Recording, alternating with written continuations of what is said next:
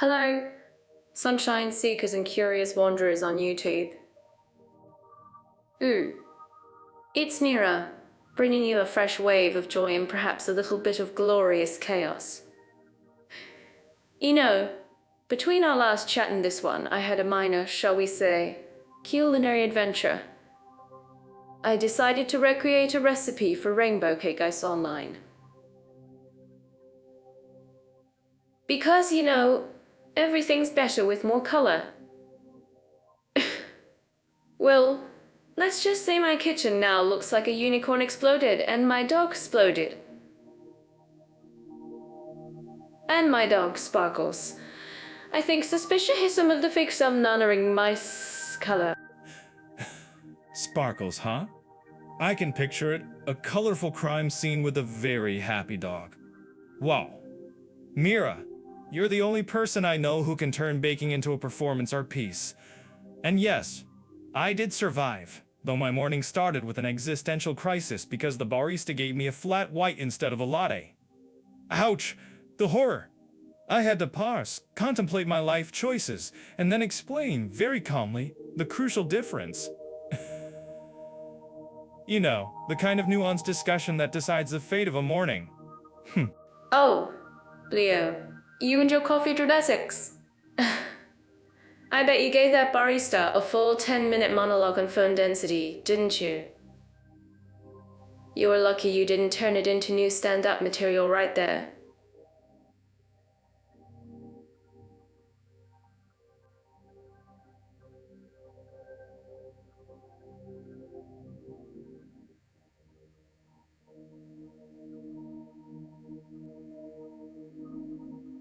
Indeed, friends.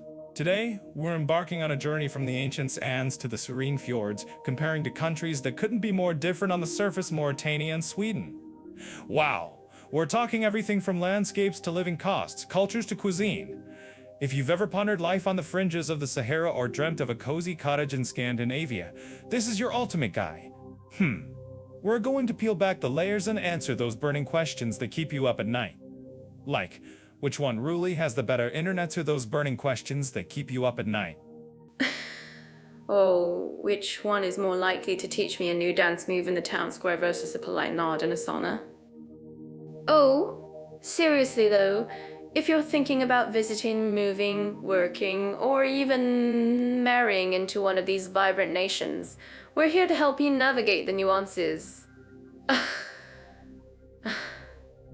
This isn't just a podcast, it's like your personal travel consultant, but with more jokes and less hidden fees.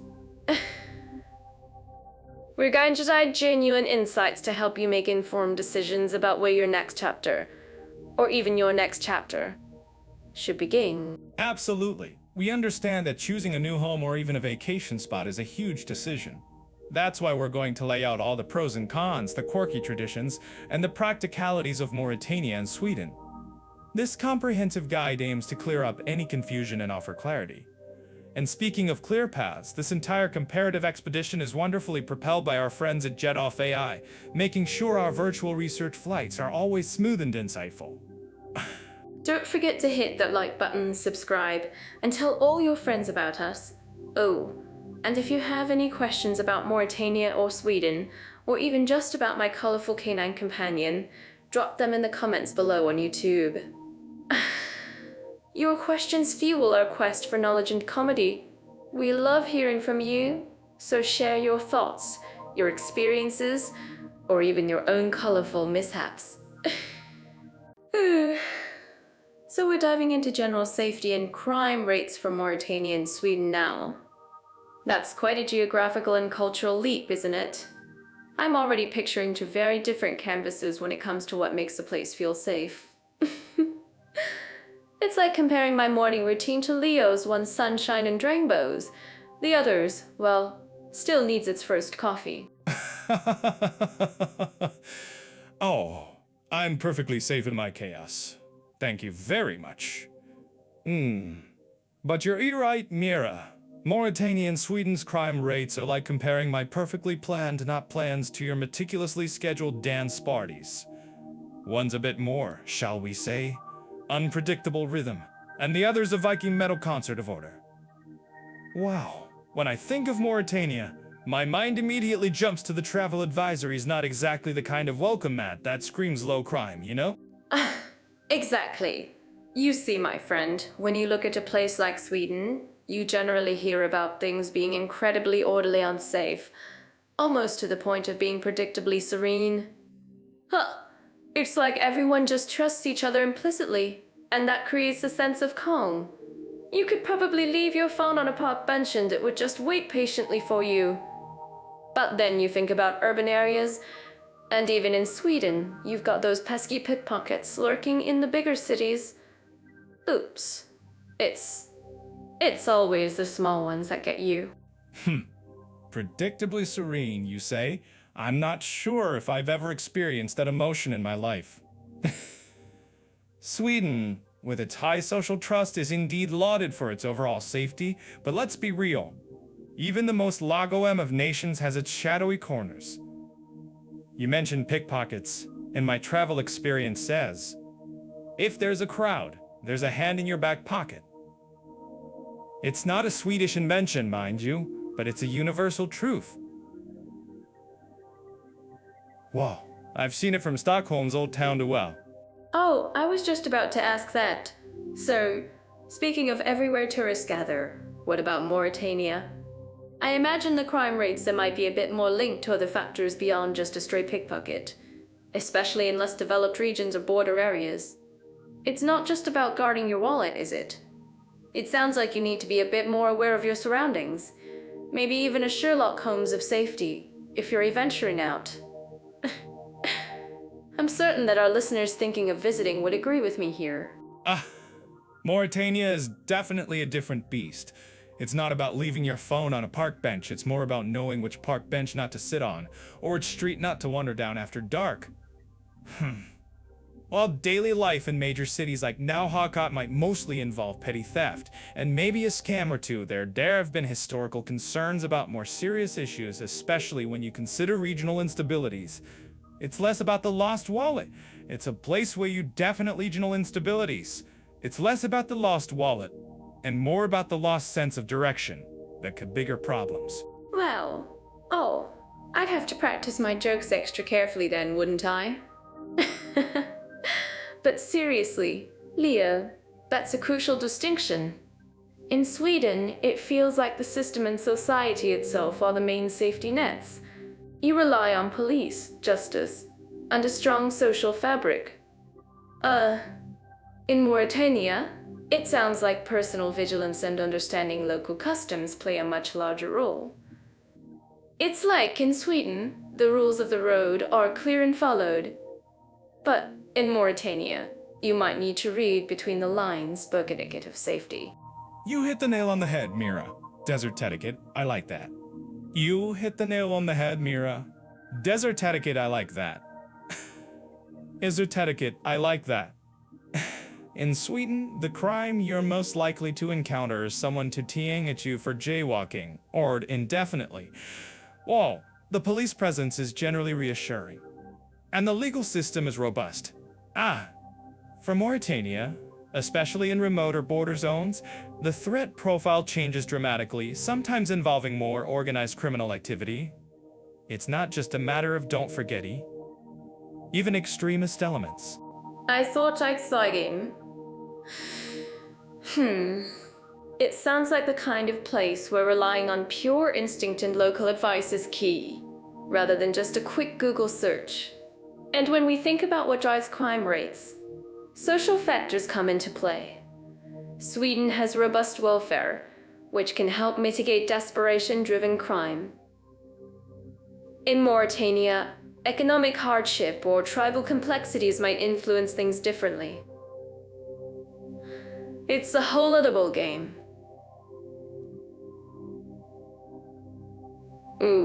For all our amazing listeners, please do let us safety in the comments on YouTube. So we're diving into the real brain ticklers now, aren't we? Political stability and social harmony, you know.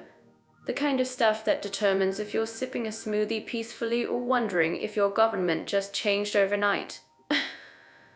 And today, we're comparing Mauritania and Sweden.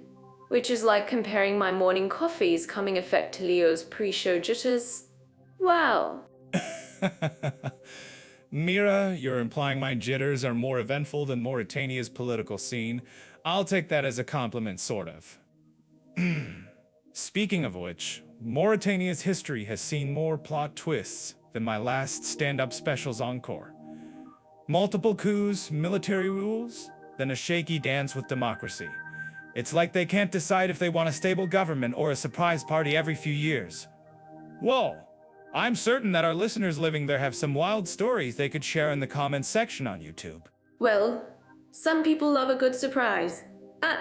Seriously, if you're trying to build a life somewhere, constant political upheaval isn't exactly a Zen garden, is it? Over in Sweden, it's a whole different vibe. You've got this long-standing democracy, a constitutional monarchy, and generally, people are quite boring in their stability. They've had the same system for so long. I bet their politicians even get their coffee on a schedule. Boring stability, that's a comedian's nightmare, Mira.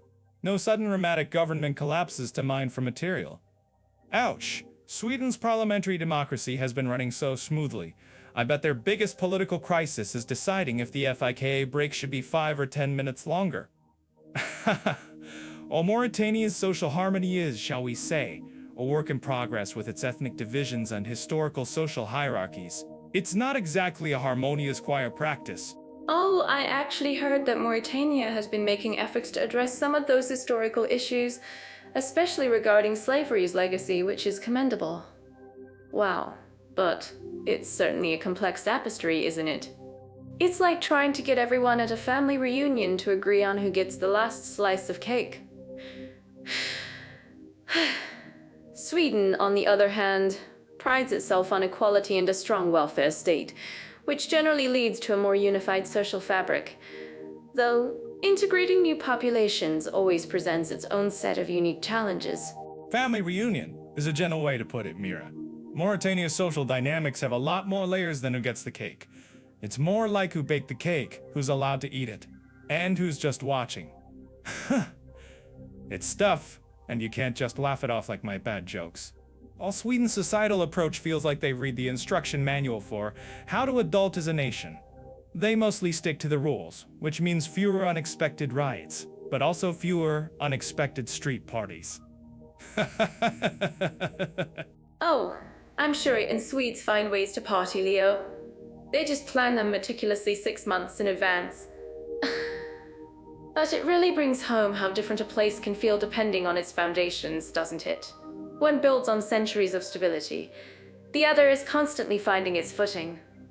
And understanding these dynamics is crucial for anyone thinking about visiting or relocating, which is why platforms like Jet or Fay exist to give you the real lowdown, not just the glossy tourist brochure. Aha! And when it comes to living somewhere long-term, a country's political stability and social harmony isn't just about headlines, it's about the daily hum of life. In Mauritania, that hum might occasionally hit a few sour notes or unexpected drum solos, whereas in Sweden it's probably a consistent, well-tuned symphony, perhaps a bit too classical for my taste, but effective. You won't find many, won't they, cliffhangers in their political drama, that's for sure. Let's talk about economic conditions and cost of living. I'm already picturing two totally different worlds, one where you bargain for a camel and another where you just tap your card. Sweden and Mauritania's economies are, shall we say, not exactly twins. Oh, no, not twins.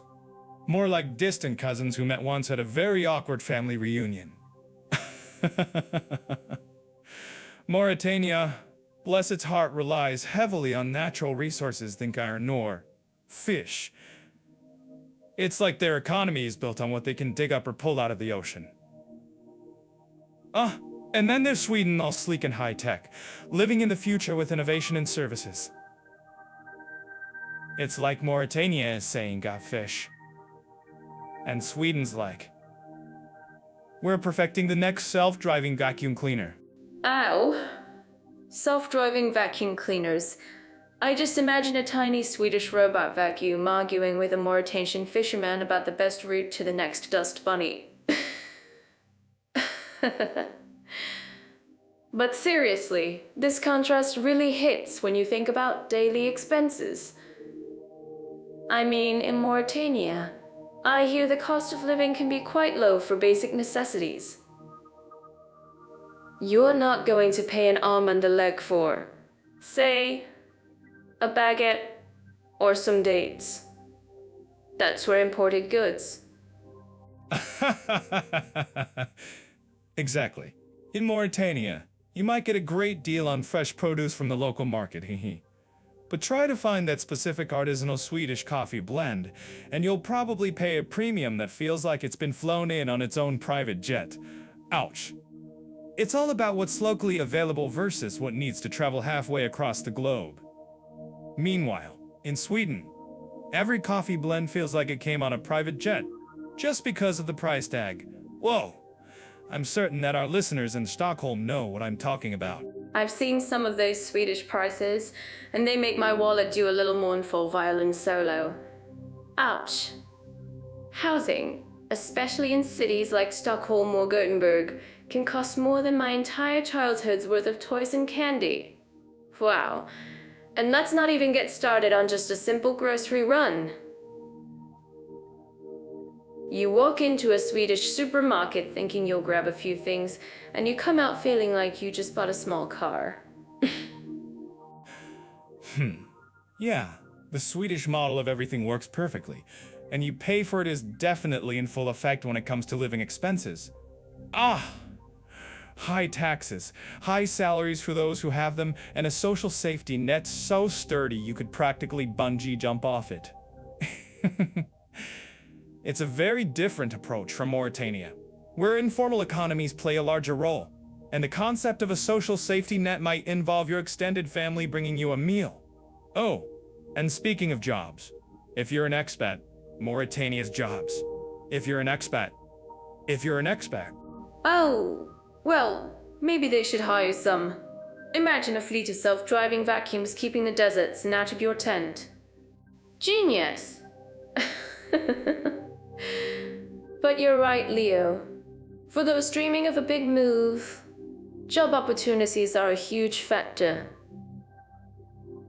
In Sweden, if you're in tech, engineering, or even healthcare, it's competitive, sure. But the opportunities are there, and often English is enough to get your foot in the door, at least initially. True. It's about knowing where your skill set is most valuable. If you're a Swedish-speaking IT specialist, Mauritania might not be your first choice, unless you're trying to figure out how to mine iron with Python Wall. And even then, the salaries won't compare. We're talking about two wildly different skills here. If you're planning a trip or a move, you really need to crunch those numbers. I'm actually curious about what our listeners who've experienced both ends of the spectrum think. Please let us know in the comments on YouTube. Absolutely. And don't forget to like this podcast, people. It's like supporting us with a virtual cup of that famously expensive Swedish coffee, but without the wallet-weeping part.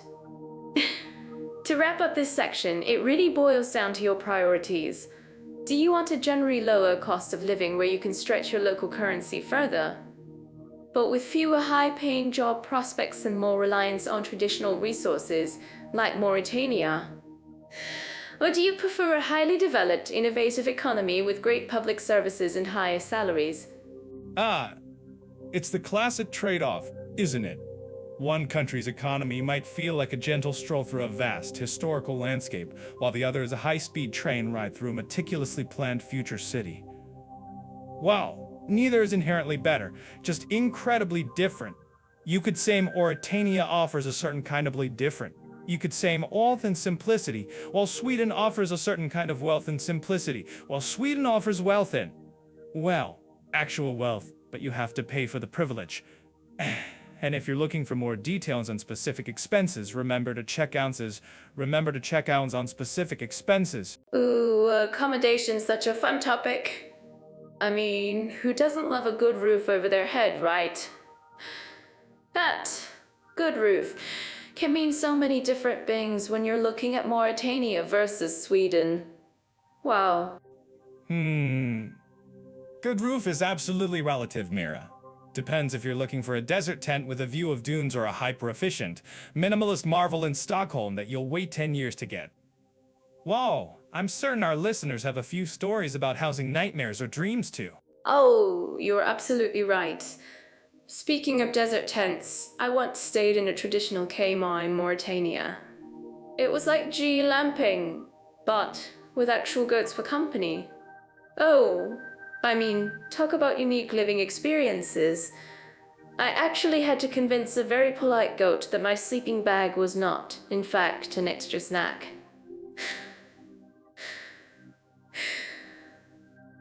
Aha! I can picture it, Mira. The polite goat, the confused Mira.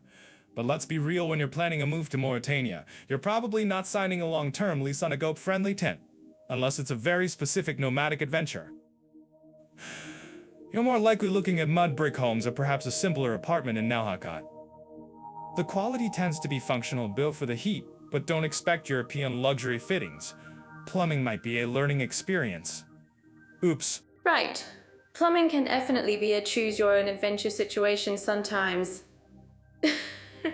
But the warmth of the people often makes up for any structural quirks. And then you jump across to Sweden, and suddenly you're in a completely different world. It's like going from a sandcastle to an IKEA showroom, beautifully assembled and insulated. Wow. That's a great observation, Mira. An IKEA showroom, but one you can't quite afford to buy or even rent easily. Sweden's housing market is famously tight, especially in major cities like Stockholm or Gothenburg.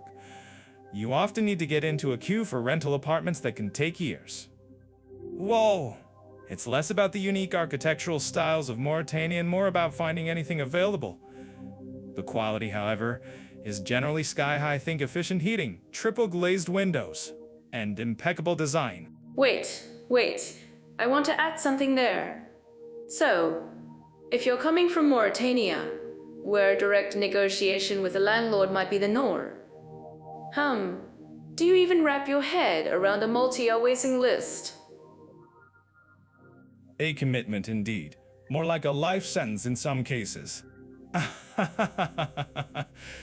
And there's often the Bostad's rat system, which is a housing cooperative where you own a share of the building, not the apartment outright. It's a different beast entirely.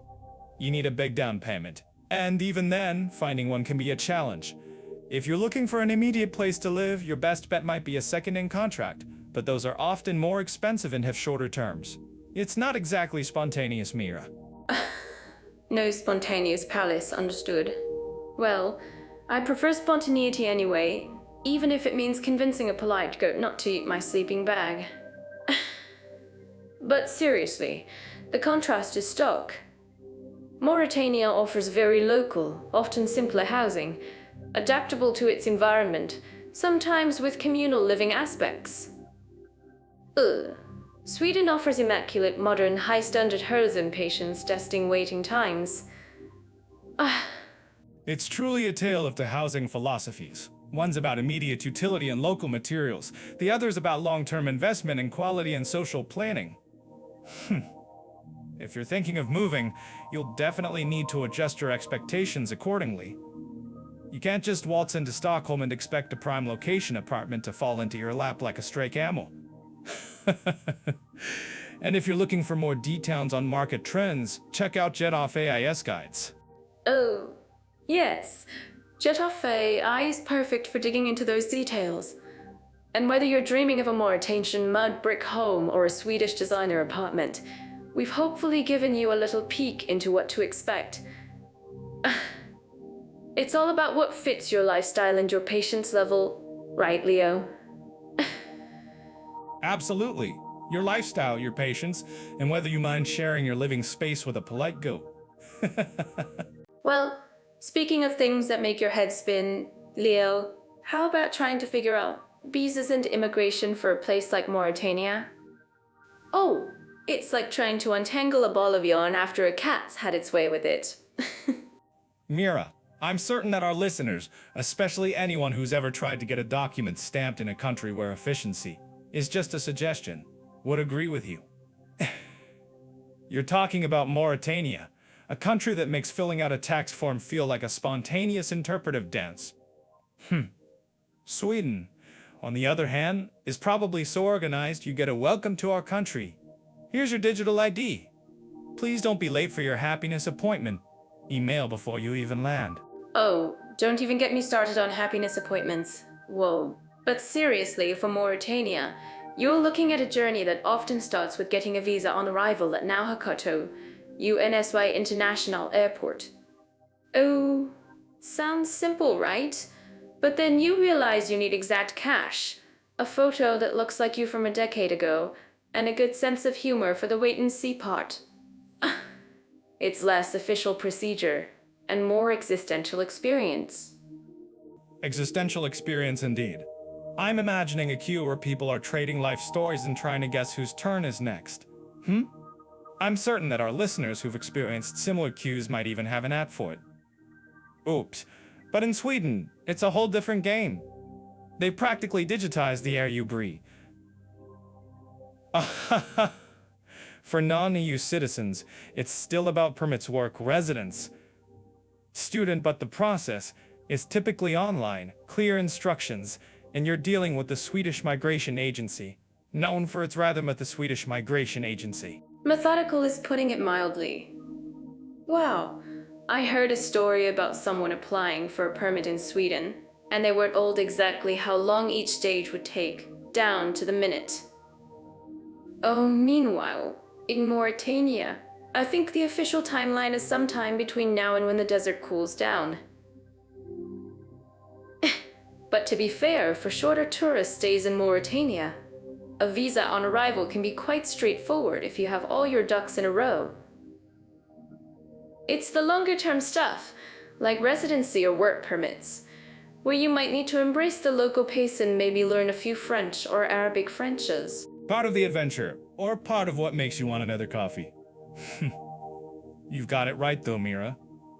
The longer-term gig in Mauritania, that's where the real character building comes in. Ouch! You'll likely need to navigate government offices that might operate on unique schedules, and local sponsorship can become a very real advantage. I'm actually curious about what our listeners think about this. How much local pace is too much local pace? Is too much local pace when you're just trying to get a form stamped? If you think this is wrong, please let us know and get a form stamped. Oh, Leo, you're too kind. Oh, Leo, you're... But seriously, if you're thinking of moving to Mauritania for work or something, Jatafe actually has some fantastic resources on understanding local regulations. Ugh. They simplify what can feel like a maze. Aha! For Sweden, they're equally helpful, but the challenge there is less about finding the information and more about fitting into their famously robust system. Everything needs to be just so. Everything needs to be just exactly to spec. They might send you home to take a new one. A board game called Passport Purgatory. I like it. For Sweden, the keywords are preparation and digital literacy. The application process is largely online, and you need to upload every document precisely as requested. Oh, they appreciate clarity, and they really don't appreciate shortcuts. A friend of mine tried to submit a slightly blurry scan of his bank statement and got a polite but firm rejection. Aha! They're like, we trust you're a good person, but we need to see every pixel. In Sweden, it feels like they've already thought of everything, including the exact shade of ink you should use on a physical document, if you ever find one. Wow. But books, in Mauritania, it's more like, did you remember to bring your sense of humor? Good, you'll need it. Oh, the official procedures can be less transparent, requiring multiple visits or relying on local contacts for guidance. It's a cultural immersion right from the start. Ugh.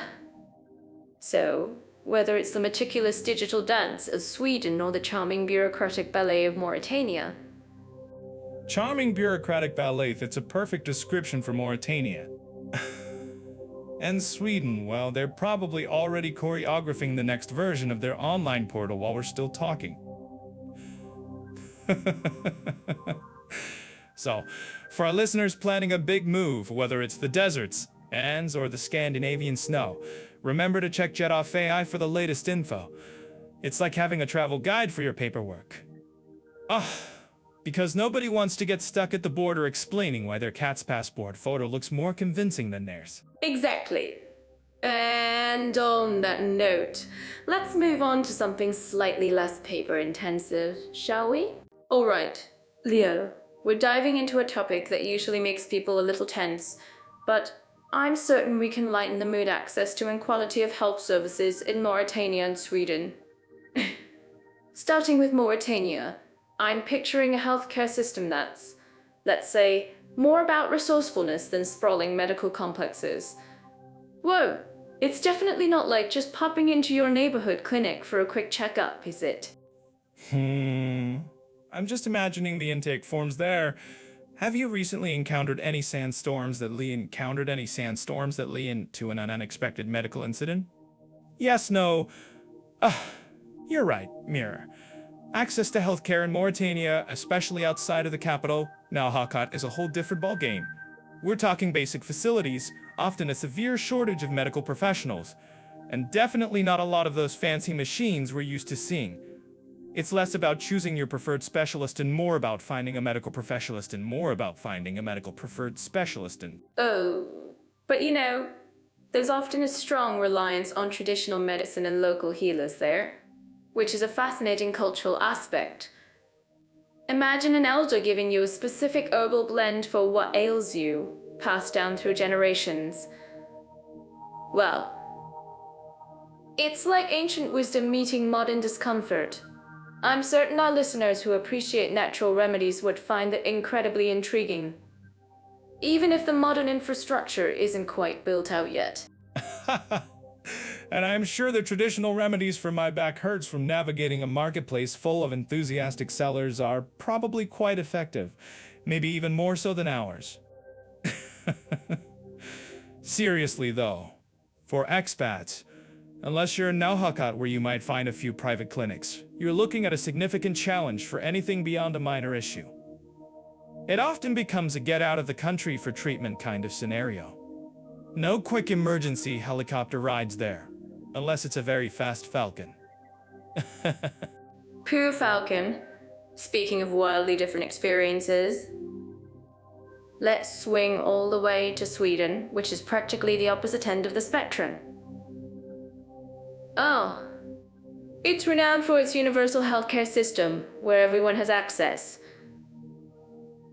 It's like a big, warm, public health blanket covering every citizen. Oh, though, I've heard sometimes that blanket comes with a bit of a weight, especially for non-urgent specialist appointments. A bit of a wait is a classic understatement when describing Sweden's healthcare system. I've heard stories where you get a number, then another number, then a third number just to confirm you understand the concept of numbers. The quality, however, is generally top-notch modern hospitals, advanced technology, and highly trained staff. But you might need a Swedish lesson or two if you want to fully understand what the doctor's telling you, unless you're in one of the bigger cities. Wow, it's that classic Nordic efficiency. It's true. I'm actually curious about what our listeners who live in Sweden think about those wait times. Do you bring a good book, or maybe even a small tent, for your appointments? Let us know in the comments on YouTube. We always love hearing your personal experiences. For expats, once you get your personal identity number, you're in the system. But it can be a significant cultural shift, moving from a walk-in culture to a plan ahead for that sneezing fit next month approach. Yeah, exactly. It's like they perfected the art of the queue, only with more minimalist design. And while the quality is generally excellent, sometimes the personal interaction can feel a little reserved, shall we say? It's not exactly the let's hug it out medical style you might find in some other places. For anything beyond a common cold, you're getting state-of-the-art care, but you might need to schedule a therapy session just for the anticipation. It's a trade-off, isn't it? Aha! Or, if you're like me, you just dance your way through the waiting room, turning it into a mini flash mob. Oh, so on one hand, we have Mauritania, where access can be incredibly challenging, and you might be relying on local ingenuity and traditional wisdom. And on the other, Sweden, with its highly organized, universal system which delivers top-tier quality. But sometimes tests your patience. Wow. It's like comparing a spontaneous desert adventure to a meticulously planned Nordic expedition, both fascinating in their own ways. And both have their own unique charms, I suppose. Just make sure your Mauritanian adventure includes a robust first aid kit, and your Swedish expedition includes a very good book for the waiting room. Alright, so we've just talked about, the amazing food cultures, and now let's shift gears, pun totally intended, and talk about how people actually get around in our chosen countries today, Mauritania and Sweden. I mean, from what I've heard, it's like comparing a camel ride with a bullet train. Ooh, I'm already picturing myself trying to hitchhike in Mauritania, probably with a ridiculously oversized hat. Mira, you'd probably charm a whole caravan into giving you a lift. But you're right, it's quite the spectrum. In Mauritania, transportation infrastructure often means which patch of sand is less bumpy today. We're talking about vast, open desert, so paved roads are more like mythical creatures in some areas. It's less about speed and more about survival. I bet even their traffic jams are just a few goats staring at each other. Oh, speaking of goats, I bet I try to make friends with them too. But seriously, it's a completely different ballgame. I actually saw a video once of someone trying to explain directions in Mauritania by pointing to a distant dune. Imagine that. Turn left at the slightly taller sandy mound. For our listeners, if you're ever there, just know your GPS might be arguing with a tumblehead. What do you all think about navigating without street signs? Tell us below if you've done something wild like that. And then you have Sweden, where their roads are so well maintained. I wouldn't be surprised if they have little robot vacuums cleaning them overnight. It's like they drew the blueprint for efficient and predictable. We're talking trains that run on time, buses that appear like clockwork, and if you get lost, it's probably because you chose to. It's a stark contrast to Mauritania's adventure by necessity approach. It makes you wonder how much coffee they consume to maintain the level of precision. Wow, I probably still miss my train in Sweden, even with all that precision. I'd be too busy admiring the architecture or trying to figure out if Swedish meatballs count as public transport fuel. But seriously, the level of integration in Sweden's public transport system, from metros in Stockholm to extensive bus routes, it's like a finely tuned orchestra. You can actually plan your day without needing a sturdy four-wheel drive. Though, I bet even then, I'd manage to mistake a bus for a food truck. You probably would, Mira. I can picture you trying to order a FIKA from the train conductor. But for those looking for seamless travel, Sweden's got it down. Their rail network, SJ, connects major cities with high-speed efficiency. It's not just about getting from A to B, it's about doing it comfortably and with a Wi-Fi. It's not just about getting from A to B, it's about doing it comfortably and with a Wi-Fi signal stronger than my will to exercise. Aha! And let's not forget the commitment to sustainability in transport. While Mauritania's main sustainable transport. ATPS for my trip sounds perfect, especially if it helps me avoid getting stuck in sand. It's interesting, isn't it? One country embraces the raw, untamed nature of its landscape, making travel an adventure in itself, while the other builds a system of such precision that it almost feels futuristic. So for our amazing listeners watching on YouTube, do you prefer a journey where every turn is a surprise, or one where you know exactly when you'll arrive? Like and subscribe if you've ever had a travel plan go gloriously off the rails. I'm pretty sure Mira's entire travel history is gloriously off the rails. But ultimately, what we're talking about is a scale of mobility. Mauritania offers a unique, rugged experience, perfect for the true adventurer who doesn't mind a bit of grit. Aha! Sweden provides reliability and comfort, ideal for those who prefer to spend their travel time admiring the scenery rather than digging their car out of a drift. Both have their charm, but only one offers a guaranteed seat, and usually it's heated. So, like this feet, and usually. Alright, so our current topic we're diving head first into something that can either make or break your travel experience: language barriers and ease of communication. Wow. And today's linguistic wrestling match is between Mauritania and Sweden. I mean, could we be any further apart on the language spectrum? Ooh, you're right, Mira. It's like comparing a camel's trot to a high-speed train. In Mauritania, you're likely navigating Hassania, Arabic or French with Poulay, our son, and Ken Wolof adding to the beautiful, bewildering mix. Meanwhile, in Sweden, everyone practically speaks English better than I do after my third coffee. I'm pretty certain that our listeners who've tried ordering a croissant in Paris and gotten a blank stare would agree this is a vital discussion. Exactly. I remember trying to say thank you in about 3 different ways in one Mauritanian market, and I still ended up with extra dates I didn't ask for. But you know what, it was charming. The gestures, the smiles, the sheer goodwill that transcended any word. Wow. It's less about perfect pronunciation and more about connection there. I mean, what a lesson, right? Connection or sheer exhaustion from charades, I suppose. My observation based on the few times I've tried to communicate without English is that my acting skills need a serious workshop. Oops. You're talking about Mauritania, where French is a common second language, but if you stray from the capital now, Hakat, or the main cities, you're going to be immersed.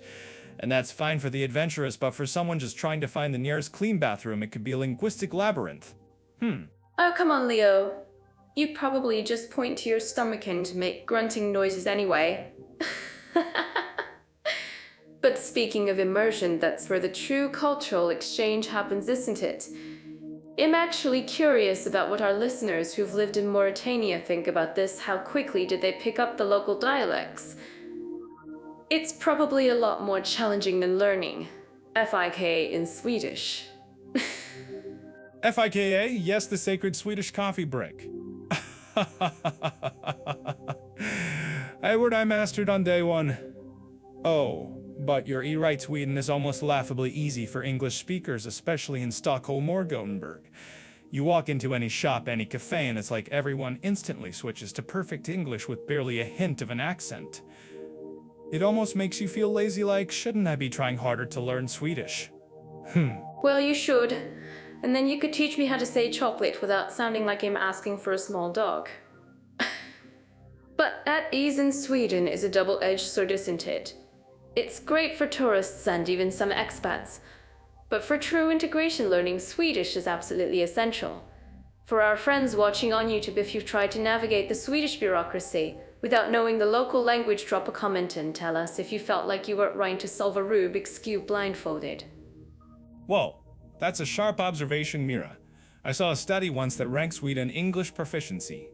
It means you can manage daily life with relative ease, but when it comes to deeper conversations, understanding cultural nuances, or navigating legal documents, Swedish becomes non-negotiable. It's the difference between ordering a meal and understanding the ingredients of a national debate. A bit like trying to understand my jokes without the sarcastic undertone. Ooh, your jokes always require a deep cultural dive, Leo. But seriously, in Mauritania, I feel like every spoken word carries so much history and tradition. There are tribal accents, poetic expressions, and a rhythm to the language that's just beautiful.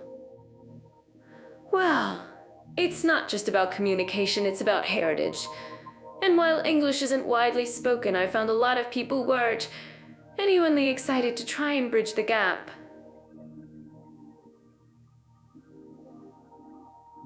I agree that sense of adventure is definitely there.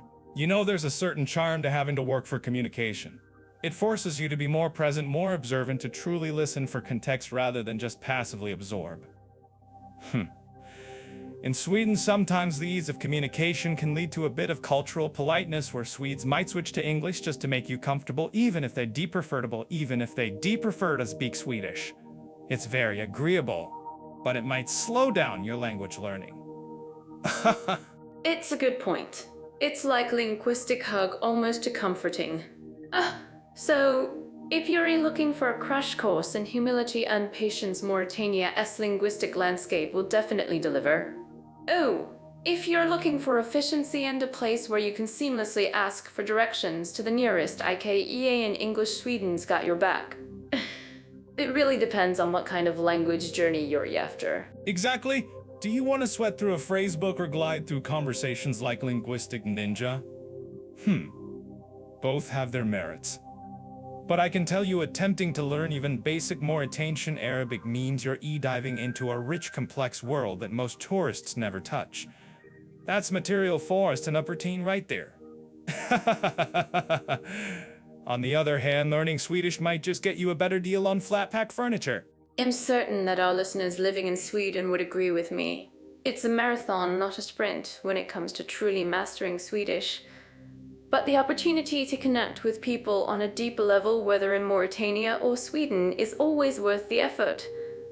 Oh, so if you're looking for a linguistic challenge that'll all broaden your horizons, both countries offer unique paths. Just remember to like this video and subscribe to our channel for more linguistic escapades. This topic of cultural diversity and tolerance is like stepping into a vibrant, bustling market, isn't it? Especially when we're talking about countries as unique as Mauritania and Sweden. I'm already imagining the different colors and sounds. Bustling market is one way to put it. A very complicated exchange rate situation for your brain might be another.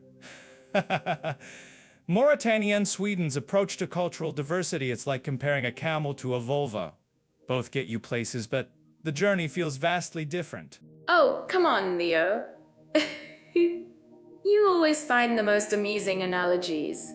But you're right, they are incredibly distinct.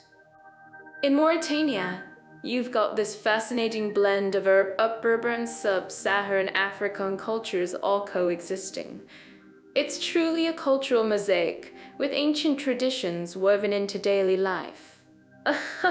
Coexisting is a polite way to say it. From what I've observed, it's more like a constantly shifting sandune of influences. Oh, you've got different ethnic groups, languages like Hassani Yar, Arabic and various Pul Ayar, Sun and Kat, and Wolof dialects, all trying to share the same space. It's rich, absolutely, but I'm certain there are days when it feels less like a mosaic and more like a jigsaw puzzle with a few pieces missing. You're always looking for the missing pieces, aren't you?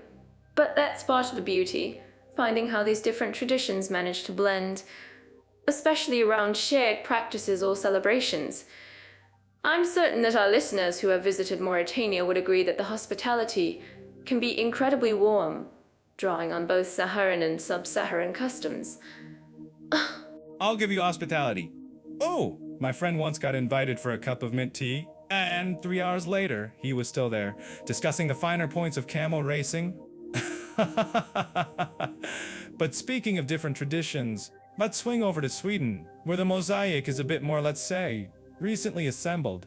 Sweden has transformed so much with its welcoming policies towards immigration. It's gone from a relatively homogeneous society to a truly multicultural one in a very short time. You find people from all over the world now, bringing their own cuisines, languages, and festivals. It's truly amazing to see how they're building a new kind of social harmony there. Oh! Building a new kind of social harmony. Or perhaps learning to share a very quiet sauna with people who prefer loud parties. I've heard stories, Mira, about the challenges.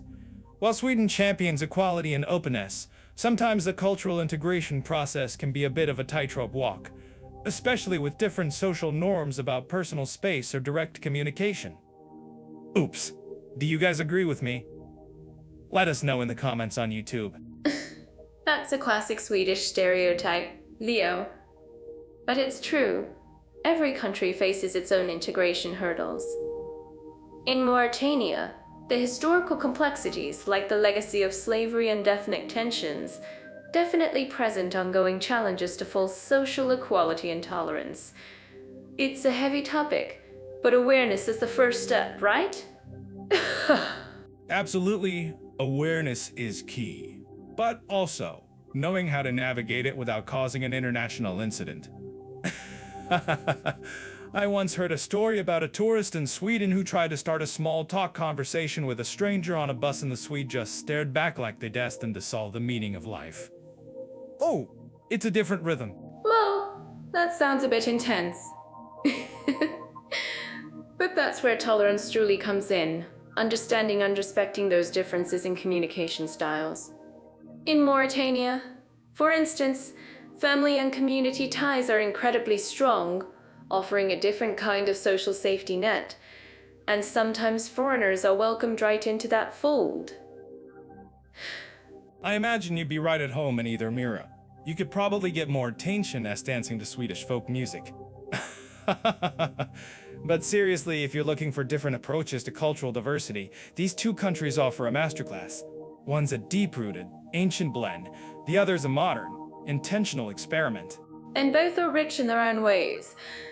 It reminds us that there's no single recipe for cultural diversity and tolerance that's always evolving. I'm actually curious about what our listeners think about this. Have you experienced anything similar? Let us know on YouTube, and don't forget to like and subscribe to our channel for more of these comparative deep dives. We really appreciate your support. Yeah, tell us your camel and Volvo stories. And if you want to really dig into the specifics of either country, head over to Jet Off AI. They've got the detailed info you need, whether you're planning a trip or just trying to understand the world's beautiful absurdities. All right, Leo, my friend. Oh, speaking of broadening our horizons, let's dive into educational opportunities and language schools for Mauritania and Sweden. Wow, I'm picturing ancient scrolls and futuristic classrooms all at once. You know me, I love to learn, though my brain sometimes decides it's on a permanent coffee break.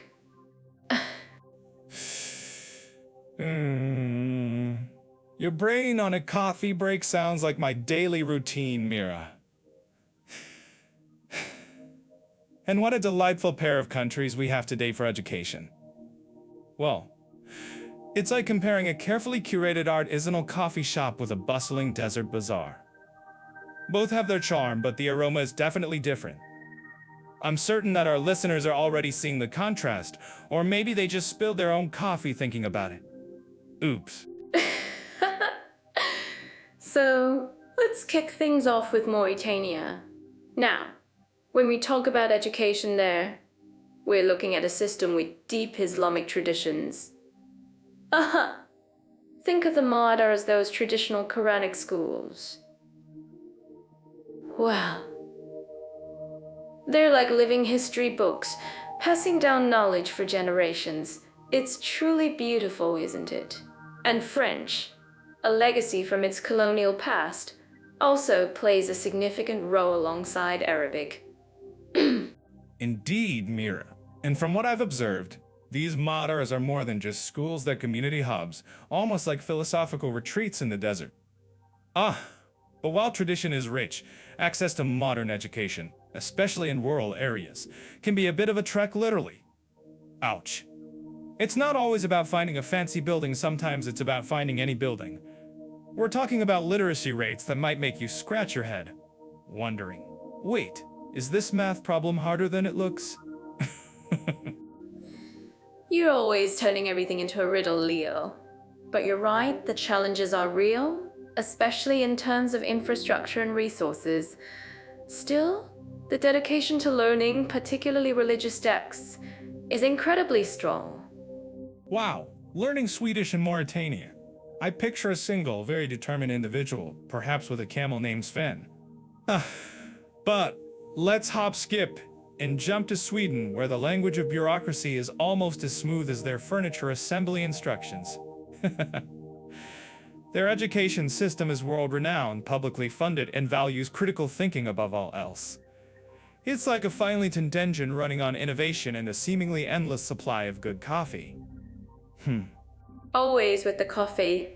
Ah, but you're spot on. Sweden's commitment to education is just incredible. Wow, high literacy rates, innovative teaching methods, and a strong focus on equality. They even have this amazing program called SFI Swedish for Immigrants. Aha! It's designed to help newcomers integrate, learn the language, and essentially hit the ground running. It's like linguistic hub to say, welcome, we want you to succeed. Oh. A linguistic hug, I like that, Mira. Though I'm pretty sure my attempts at Swedish would be more of a linguistic headbutt. Oops. Their universities like Uppsala and Lund are seriously prestigious, attracting international students from all corners of the globe. Many programs are even taught entirely in English, which is a major draw.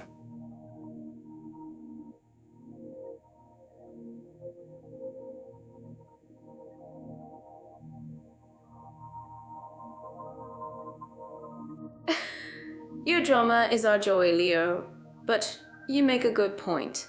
The contrast in higher education is pretty stark. While Mauritania has its own universities, often focused on Islamic studies, law, or technical fields, Sweden offers a much broader, globally oriented academic landscape. It's like choosing between a specialized artisanal workshop and a vast, cutting-edge research lab. Both valuable, just very different in scope. Do you guys agree with us? Let us know in the comments section on YouTube. Speaking of comments, if you've ever tried to explain quantum physics to a goat, you might understand the language barrier challenges in certain places. While Sweden prides itself on English proficiency, in Mauritania, mastering Arabic or French is a golden ticket. My attempt at ordering a calf in Mauritania would probably result in me receiving a small, confused chicken. Whoa. I'm actually curious about what our listeners think about this. What's the funniest language mix-up you've ever had while traveling? Oh, I love that question, Leo. I once tried to order water in a country and ended up with a small, confused duck. Truly, the language acquisition support is worlds apart. Sweden actively facilitates language learning for integration, while in Mauritania, it's more about immersion and finding local tutors, which can be an adventure in itself. But what a rich experience, right? It just shows there are many paths to knowledge. Many paths, indeed. And some of those paths definitely require more sunscreen and perhaps a sturdy pair of hiking boots. When you look at the commitment to lifelong learning, Sweden's public libraries, adult education courses, and digital resources are just everywhere. It's almost like they want you to keep learning until you spontaneously combust from sheer knowledge. Meanwhile, in Mauritania, finding consistent, high-quality digital learning resources might be as elusive as finding Wi-Fi in the Sahara. You're so dramatic, Leo. But it highlights the digital divide, which is a big factor globally. Still, the thirst for knowledge in Mauritania is palpable, even if the tools are different. It's often community-driven, focused on oral traditions and shared wisdom. Wow.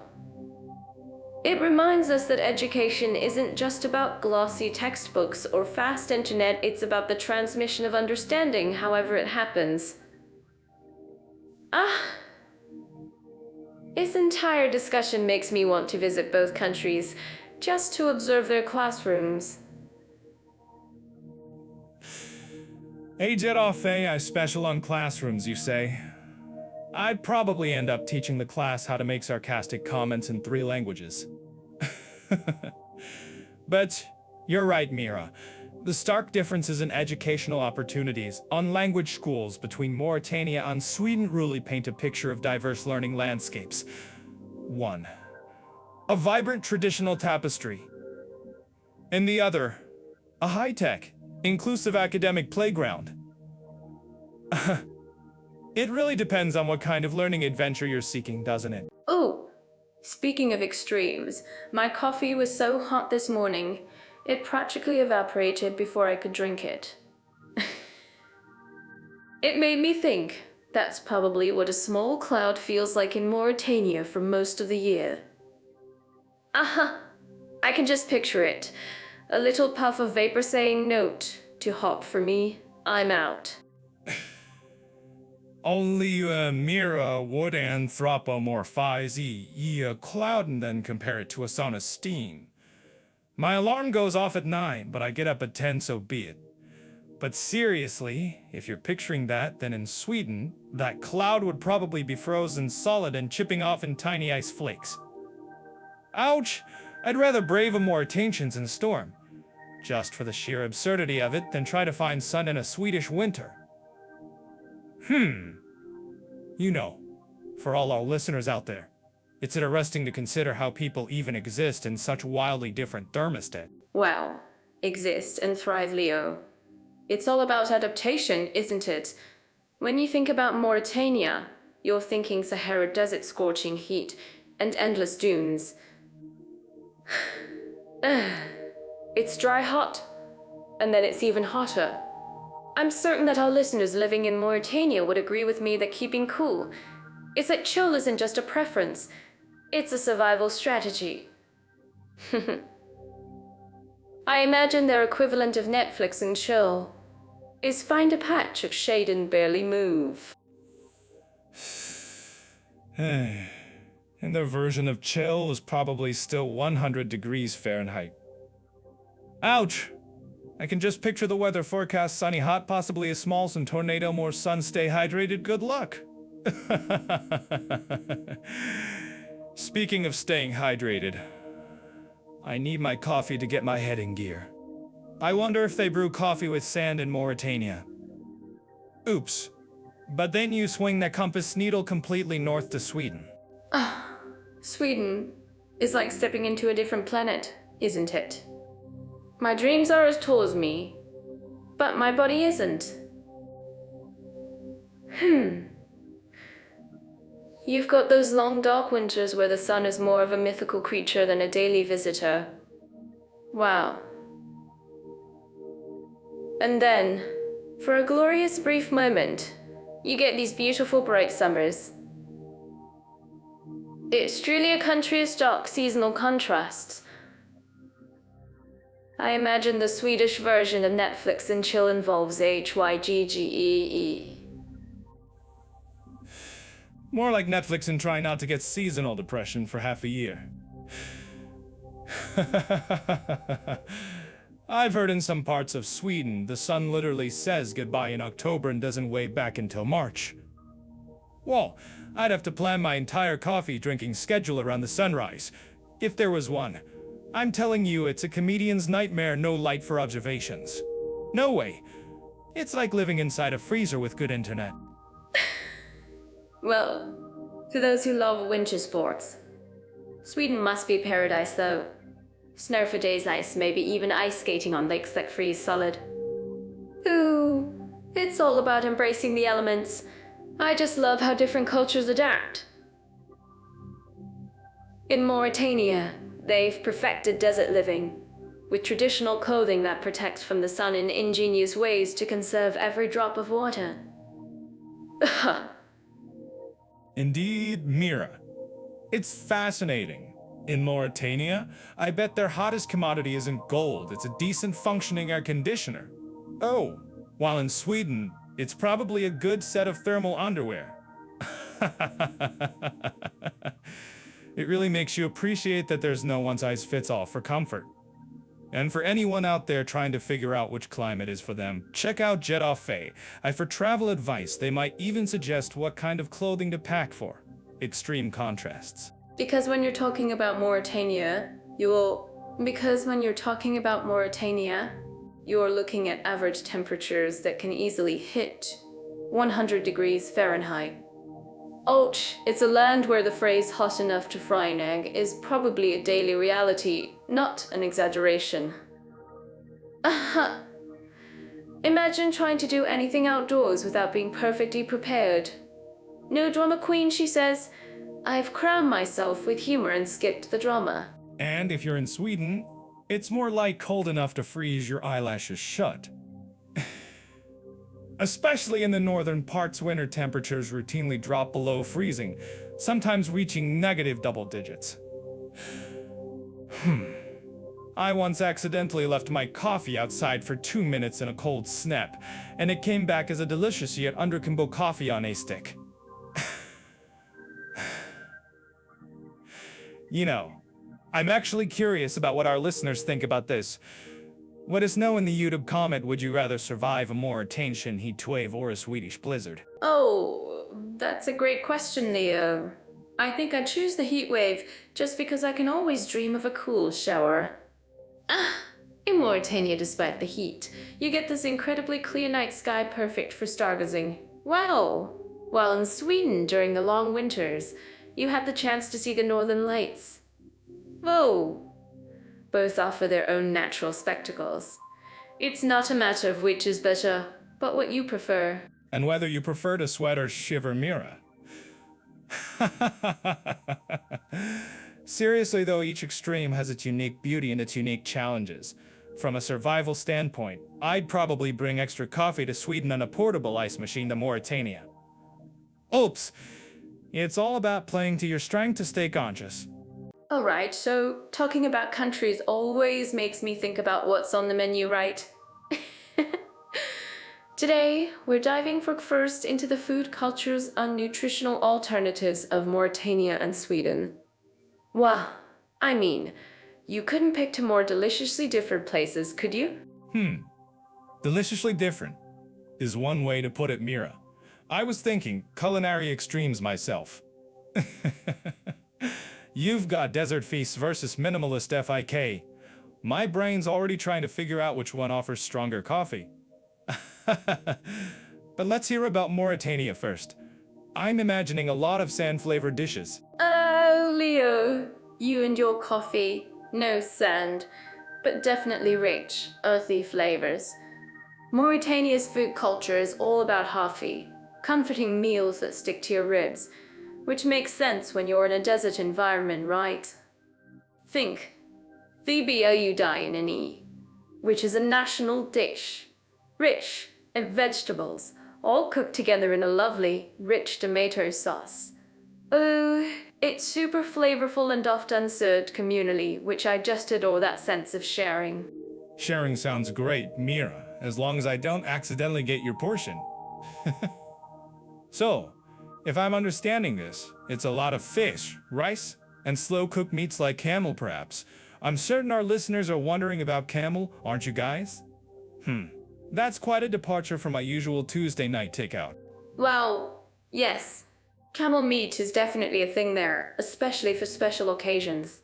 It's often roasted in dishes like meat shuai, which is traditionally slow-roasted whole lamb or goat, but sometimes camel too.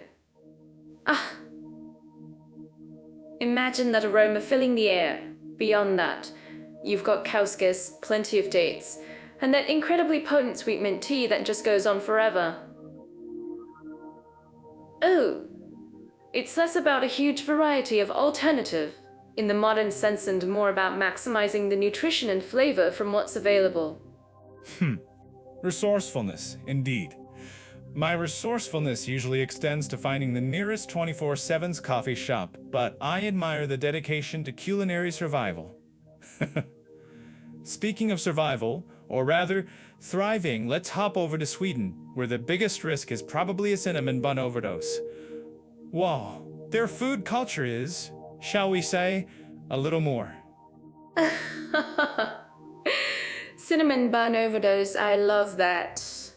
Ooh, Sweden feels like the culinary opposite, doesn't it? It's often associated with simple, clean flavors and a strong focus on fresh, local ingredients. Think pickled herring, carte boulet or meatballs, of course, with lingonberry sauce, and those amazing open-faced sandwiches. And you cannot forget FIKA, that's practically a national sport. FIK. Now we're talking my language. Finally, a country that understands the crucial role of coffee in daily life. But seriously, Sweden has really embraced nutritional alternatives. You see a huge push for plant-based diets, organic foods, and they're very good at catering to allergies and specific dietary needs. It's almost as if they've engineered their food system to be efficient and inclusive. Wow! I remember seeing a vegan meatball option everywhere I went. That's so true. The supermarkets are like a treasure trove of gluten-free, dairy-free, and vegan options. They're very forward-thinking. Ooh. It's a stark contrast to Mauritania's more traditional approach, where nutritional alternatives might mean fresh vegetables instead of a heavier meat dish. It's about adapting to what the land provides versus innovating with what modern science allows. Well, if you guys like this deep dive, please remember to like and subscribe. And check out Jet Off AI for more travel insights. So, one's about desert chic cuisine, the other's about I can't believe it's not meat culinary innovation. It's fascinating how geography and tradition really shape what ends up on your plate. In Mauritania, the dishes are often rich in calories and fat, which is essential for energy in that climate. You're talking about hearty stews, couscous, and dates as a natural energy booster. Absolutely, and their tea culture is not just about sipping, it's a social ritual passed down through generations. It's a symbol of hospitality and connection, often brewed with 3 rounds, each one signifying something different. It's like a mini meditation session in a glass. Ooh. Whereas in Sweden, the fika ritual is less about extended social symbolism and more about get me my caffeine and a pastry before I short circuit. But it also serves a similar purpose, a moment of pause and connection, just with slightly more refined pastries and probably less sand in your cup. Oops. No offense to Mauritanian tea, of course. Oh, Leo, you're incorrigible.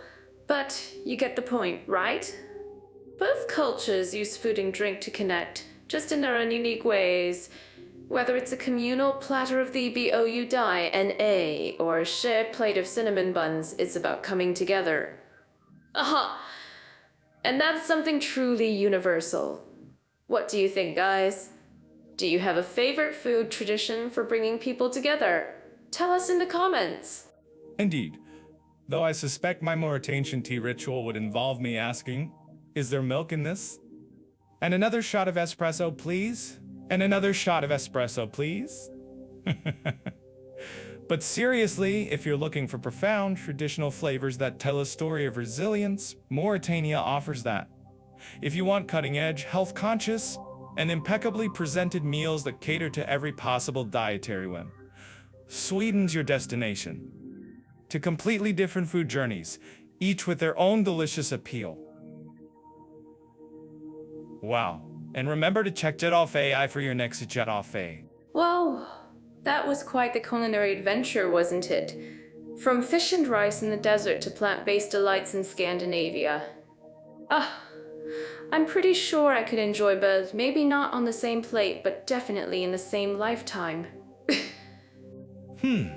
I draw the line at mixing camel with lingon berries, Mira. Let's not get too experimental. Mauritania, a land born from sand and stories. Sweden, all sleek lines and snowy landscapes.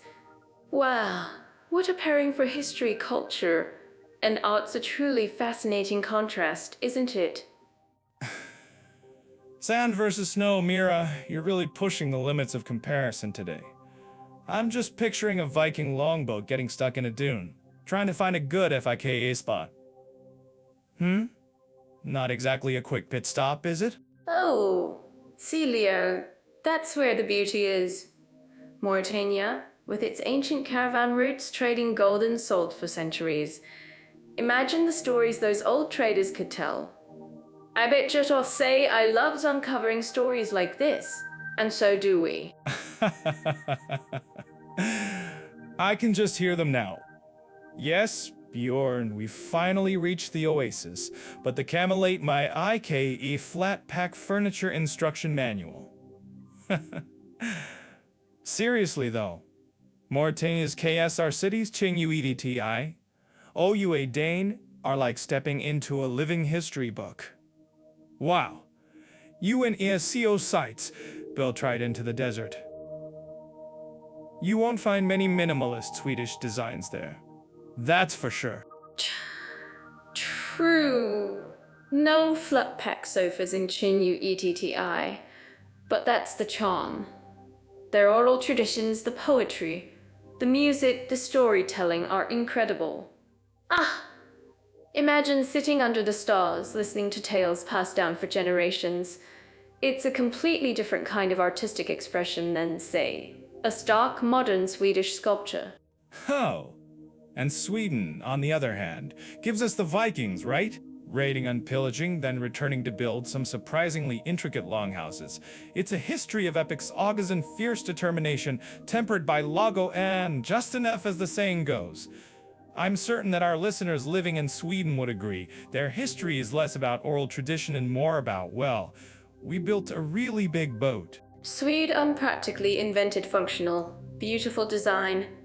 Think sleek furniture, minimalist stuff, all that cool stuff. Wow, it's art you can actually live with rather than just admire from afar.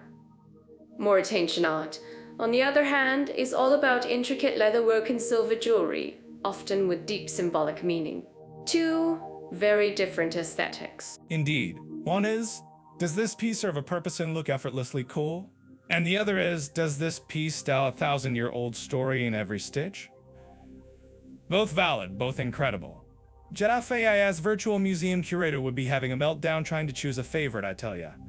But for music, can Mauritania's traditional TID and Itlu compete with ABBA?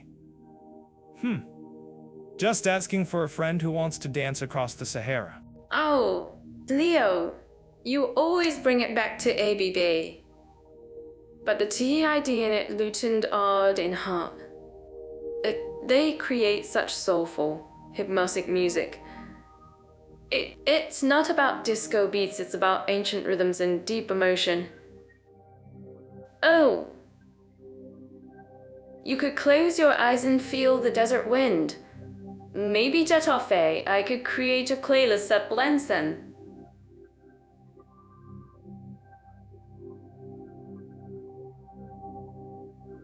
Wouldn't that be a trail, YouTube viewers? Let us know in the comments if you've heard Mauritanian traditional music. Aha! I'm actually curious about what our listeners think about this. Would you rather listen to a Swedish pop anthem while assembling furniture, or a Mauritanian desert ballad while, herding goats? No offense to the goats, of course. But it highlights how culture shapes art, doesn't it? One reflects a strong community through shared storytelling and craft. The other reflects individuality and innovation through functional design and global pop. Absolutely, Leo. And the emphasis on nature in both is fascinating.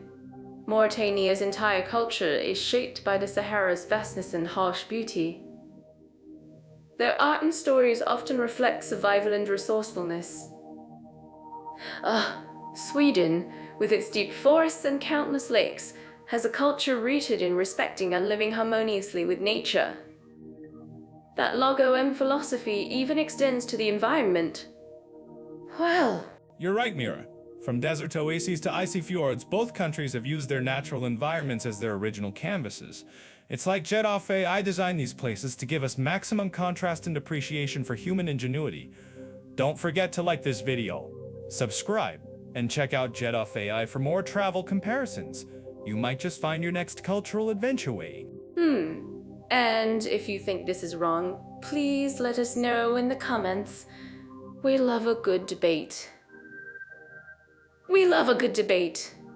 Whispering tales of caravans or a modern Swedish art gallery challenging perceptions, both Mauritania and Sweden honor their past and express their identity through incredible historical, cultural, and artistic values.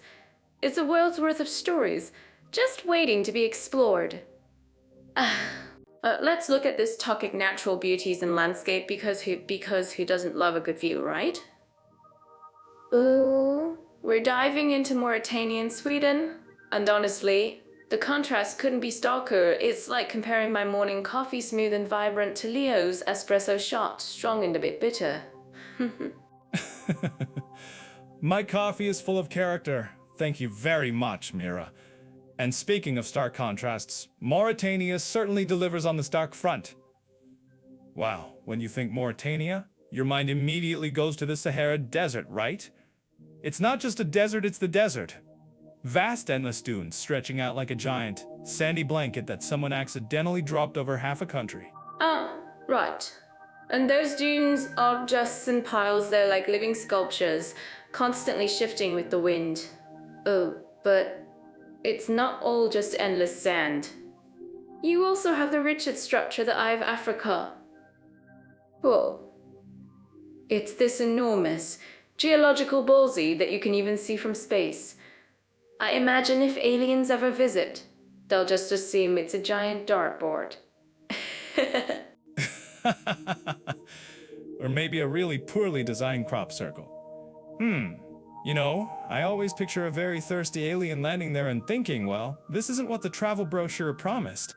But beyond the desert, Mauritania also boasts an Atlantic coastline. It's not exactly what you picture for a beach vacation, though. More rugged, you know. But it's home to the Bank d'Arguin National Park, which is this incredible haven for migratory birds. Whoa! They fly all the way from Europe and Siberia just to hang out there. I'm certain that our listeners living in Mauritania would agree with me. Those birds are probably just tired of the European winters and looking for some actual warmth.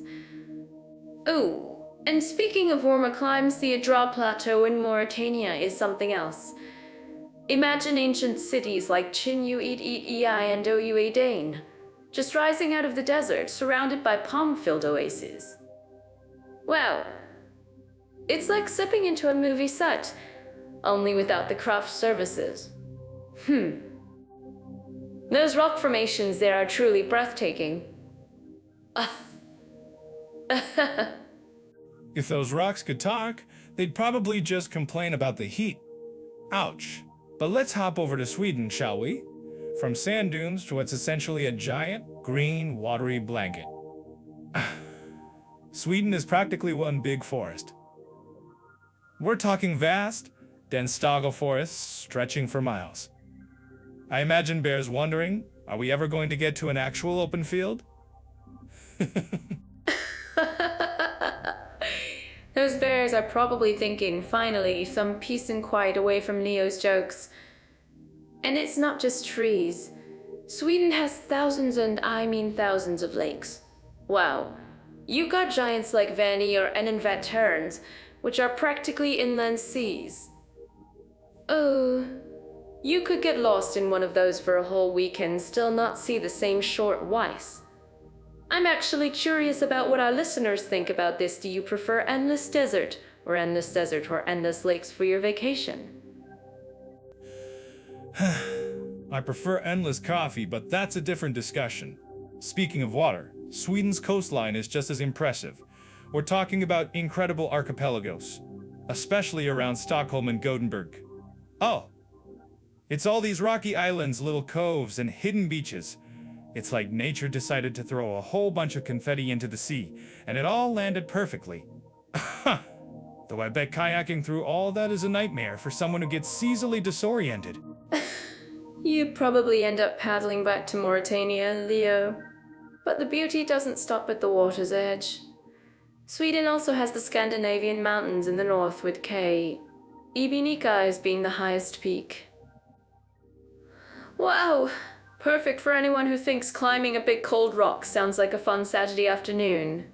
And for a truly magical experience, the Aurora Borealis, the Northern Lights puts on a spectacular show up there. It's like nature's own light show, without needing to pay for tickets or deal with sticky floors. If you haven't seen it. Yeah, nothing like freezing your digits off to see some pretty lights.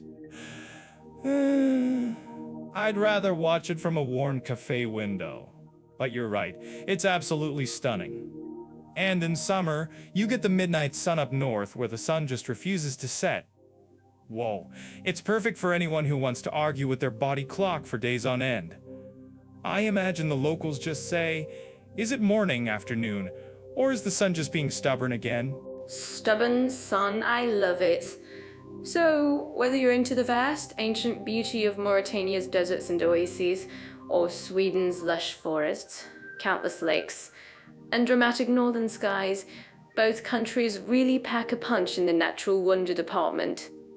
Oh, it truly showcases how diverse our planet is. You know, jet off I offer some fantastic itineraries to both these vastly different landscapes. I wonder if they have a desert to archipelago in 24 hours package. They probably do, but I'd need a lot of coffee for that. So listeners, if you prefer your landscapes baked to a crisp with a side of ancient history, Mauritania is calling. But if you like your nature green, watery, and occasionally lit up by cosmic disco lights, Sweden's your jam. Wow, it just depends if you want to sweat or shiver for your stunning views. Remember to like and subscribe to our channel for more of these totally unbiased comparisons. Alright, Leo. Let's talk about something that gets my heart racing: sports, activity, and adventure options. I'm already buzzing with excitement, especially when thinking about Mauritania and Sweden. Oh, I'm picturing totally different vibes here. Mira, you're always ready to leap into action, aren't you? My heart only races when my coffee runs out, but I'll play along. Mauritania and Sweden for adventure. One sounds like sand in your shoes for weeks. The other, frostbite and polite silence. Which glorious in sport are you thinking of first? Oh, you! My first thought immediately goes to Mauritania's traditional sports. I mean, camel racing. Well, can you imagine the thrill of it? People lining up to watch these majestic creatures gallop across the desert. It's not just a race, it's a cultural spectacle. I'm certain our listeners, especially those who have witnessed it, would agree it's an incredible experience. Camel racing, you say? So, the ultimate challenge is not falling off a disgruntled, sandy animal that looks like it's perpetually judging your life choices. Anyway, I thought my morning commute was an adventure. Ouch! I can just picture the pre-race pep talk. All right. Humphrey, don't spit on the competition this time. But seriously, the desert trekking there sounds like genuine adventure. You're out there, just you and the vastness. It sounds absolutely liberating. Oh, imagine hiking through those incredible dunes, sleeping under a sky full of stars. But then there's also traditional wrestling, IMB, which is incredibly popular. It's a powerful display of strength and strategy. You can learn a lot about a culture by watching its sports, right? Speaking of watching, don't forget to like this podcast and subscribe to our channel on YouTube if you're enjoying our little mental journey. Yes, because you'll want to like and subscribe to see me or attempt the IMB moves in our studio. Whoa, I pay good money for that. But from deserts into icy landscapes, let's pivot to Sweden. Suddenly, we're talking about cross-country skiing, ice hockey, and this beautiful concept of FR left us live. Mir. That's their whole outdoor life philosophy, and it's less about avoiding camel spit and more about embracing frozen puddles. Oh, FR left us live. I love that word. It sounds so poetic and wholesome. Wow, I imagine everyone just joyfully embracing nature, even when it's freezing. I'd be all in for dog sledding too. Can you imagine guiding a team of huskies through snowy forests? That's an adventure with an adorable furry bonus. I might even try to teach the dogs some synchronized dance moves. Mira, I'm pretty sure those dogs are focused on pulling, not pirouettes. But Sweden definitely has the market cornered on embracing the elements. While Mauritania offers adventures that make you wonder if you'll ever find shade again, Sweden offers adventures that make you wonder if your fingers are still attached. Ouch! And then there's ice hockey, which is basically a controlled brawl on skates. I'm actually curious about what our listeners think about this. Which extreme do you prefer for your scorching sun or freezing corching sun? I think both offer such unique challenges. Whether you're navigating sand or snow, it's about pushing your limits. I can see myself trying to learn some basic Swedish for an ice fishing trip, like HEJ. Any fish biting? And then, for Mauritania, maybe some essential Arabic phrases for desert navigation.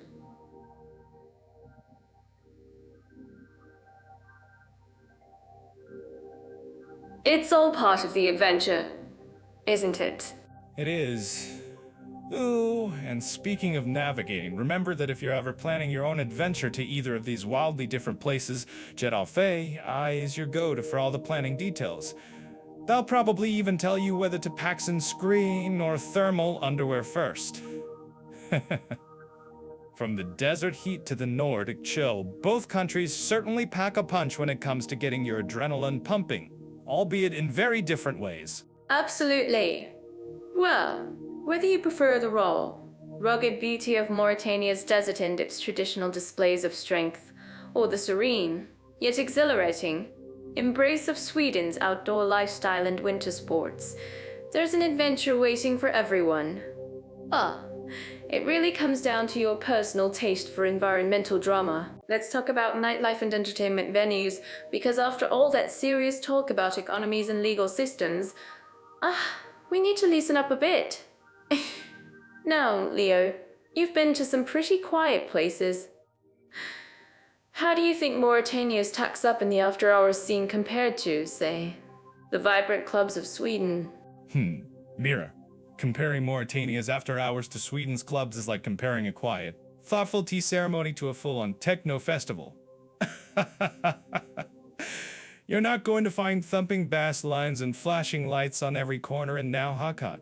Wow, my most exciting nightlife experience there involved a very intense chess game in a dimly lit cafe, followed by endless cups of sweet tea.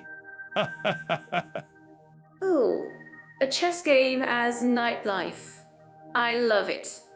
That sounds so perfectly Leo-esque, finding the drama and the stillness. I bet you were narrating your moves internally with dramatic pauses. But seriously, what does Mauritania offer in terms of entertainment beyond that cerebral chessboard showdown?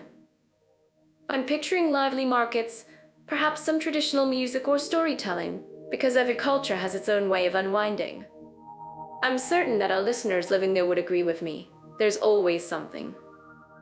Well, you're spot on, Mira. It's definitely more about cultural immersion. You'll find a different kind of buzz. Think traditional music performances, often with the TID and a lute, and plenty of social gatherings centered around tea. The markets can stay quite active into the evening, full of vendors and chatter, but it's not the kind of nightlife where you're stepping with a stranger until 3 a.m. As for entertainment venues, they're usually local cafes or places. As for entertainment venues, I'd totally be the first set. Nightlife means connection to me, ensuring stories over tea sounds divine. I once tried to teach a group of villagers in a very quiet place how to do a Bollywood dance, and they looked at me like I was an alien, but they still ended up laughing. So in Mauritania, it's about finding that authentic local rhythm, right? It's not the 21st party that some places are known for. And speaking of which, what about Sweden? I imagine it's a completely different vibe. Going from silent chess to, well, whatever it is Swedes do. Well, whatever is Swedes do in the dark. whatever Swedes do in the dark, Mira, you make it sound so mysterious. In Sweden, the nightlife is definitely more aligned with what most people envision. Wow, cities like Stockholm and Gothenburg have plenty of bars, clubs, and live music venues. You'll find everything from trendy cocktail bars with minimalist design to underground techno clubs that go into. You'll find everything from trendy cocktail bars with minimalist design to underground techno clubs that go until the sun comes up, which, depending on the season, could be very early. A pine forest drink. Oh, only in Sweden. I'm picturing Leo wearing a sleek, minimalist outfit, trying to fit in, and then asking if they have any glittery cocktails. But really, it sounds like Sweden offers a wide range of options, from sophisticated lounges to energetic dance floors. Do they have a strong live music scene? I'm imagining some up-and-coming indie bands that would make me want to dance like no one's watching, even if everyone is. They absolutely do. Wow. Sweden has a thriving music scene, from jazz clubs to rock venues. You'll find international acts and local talent performing regularly. And yes, you can definitely dance like no one's watching, because sometimes it's a pragmatic approach to embarrassing dance moves. But let's not forget the approach to embarrassing dance moves. A single drink in a Swedish club can sometimes feel like you're buying a small piece of furniture. You might want to pregame with some very strong Swedish Kong, Swedish Kong, Swedish Kong, Swedish Kong, Swedish Kong, Swedish Kong, Swedish. The cost factor. That's a classic contrast. I mean, you can probably buy a whole teapot's worth of Mauritanian tea for the price of one Swedish pine forest cocktail. So, our listeners need to weigh whether they prefer quiet, culturally rich evenings that are gentle on the wallet, or energetic, modern nightlife that might require a small loan. I'm actually curious about what our listeners think about this. Which experience sounds more like their kind of fun? Exactly. And don't forget, when you're considering nightlife, it's not just about the booze. Sweden has fantastic cultural venues, theaters, opera houses, art galleries that often have evening events. It's a more refined experience.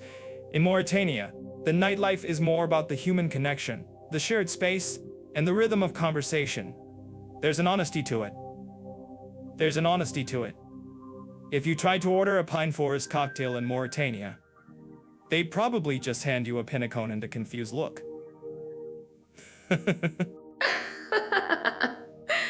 pinnacle and a confused look. I love it. So it's not just about what's available, but the entire atmosphere. From the gentle hum of conversation under a Mauritanian night sky to the pulsating beats of a Stockholm club. Both offer unique ways to spend your evenings. It just depends on whether you want to contemplate life over tea, or dance your worries away with a pine forest flavored drink. Alright, so talking about the everyday adventures in different places, let's explore something really close to my heart, family-friendly environments and children's activities. I mean, who doesn't love seeing little ones having a blast? Oh, we're talking Mauritania and Sweden today. And you know, the vibe could not be more different for families. Mira, you always find a way to make everything sound like a Disney musical. Little ones having a blast in Mauritania? My friend, in parts of Mauritania, the blast might be the wind kicking up a sandstorm. I imagine the main children's activity is building sandcastles that become actual dunes by lunchtime. Oh, but seriously, what's the family focus like in a place where the landscape itself is a challenge? Well, Leo, you're not wrong about the sand. But it's more than just dunes. In Mauritania, the family unit is super strong, and that's often the heart of child rearing.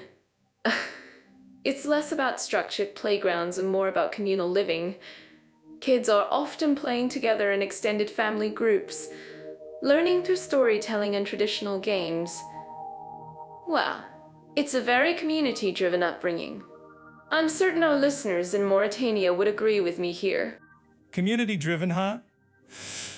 So, less scheduled playdates and more whoever's auntie is making kauskas. All the kids go there.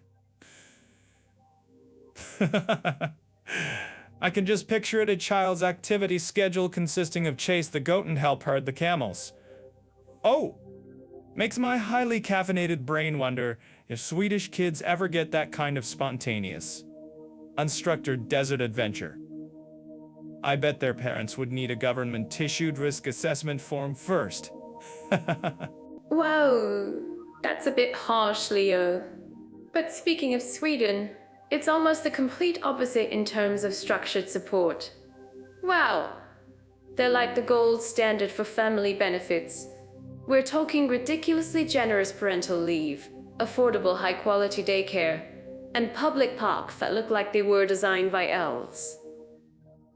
Oh, every detail is thought out, from stroller accessibility to child-friendly museums. Oh, I'm sure it's all perfectly optimized, Mira. I bet Swedish children come out of the womb with a miniature IKEA instruction manual on how to assemble their own fun.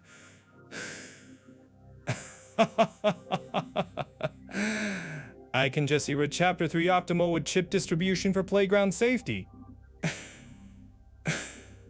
While Mauritania offers raw, unfiltered desert-style toured experience that's been thoroughly beta tested and approved by a national committee. What do you guys think? Which sounds more appealing? Let us know in the comments on you. You crack me up, Leo. But that structured approach means a child in Sweden gets incredible access to education and diverse activities, often outdoors, regardless of family income. Wow.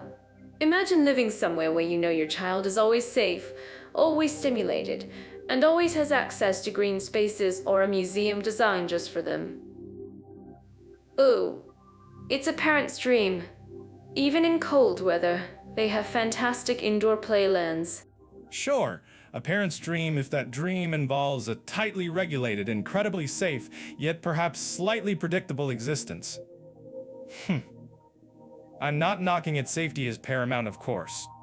But you have Mauritanian kids learning resilience by navigating sand dunes and negotiating with a stray goat, versus Swedish kids mastering the art of waiting patiently in a perfectly formed queues.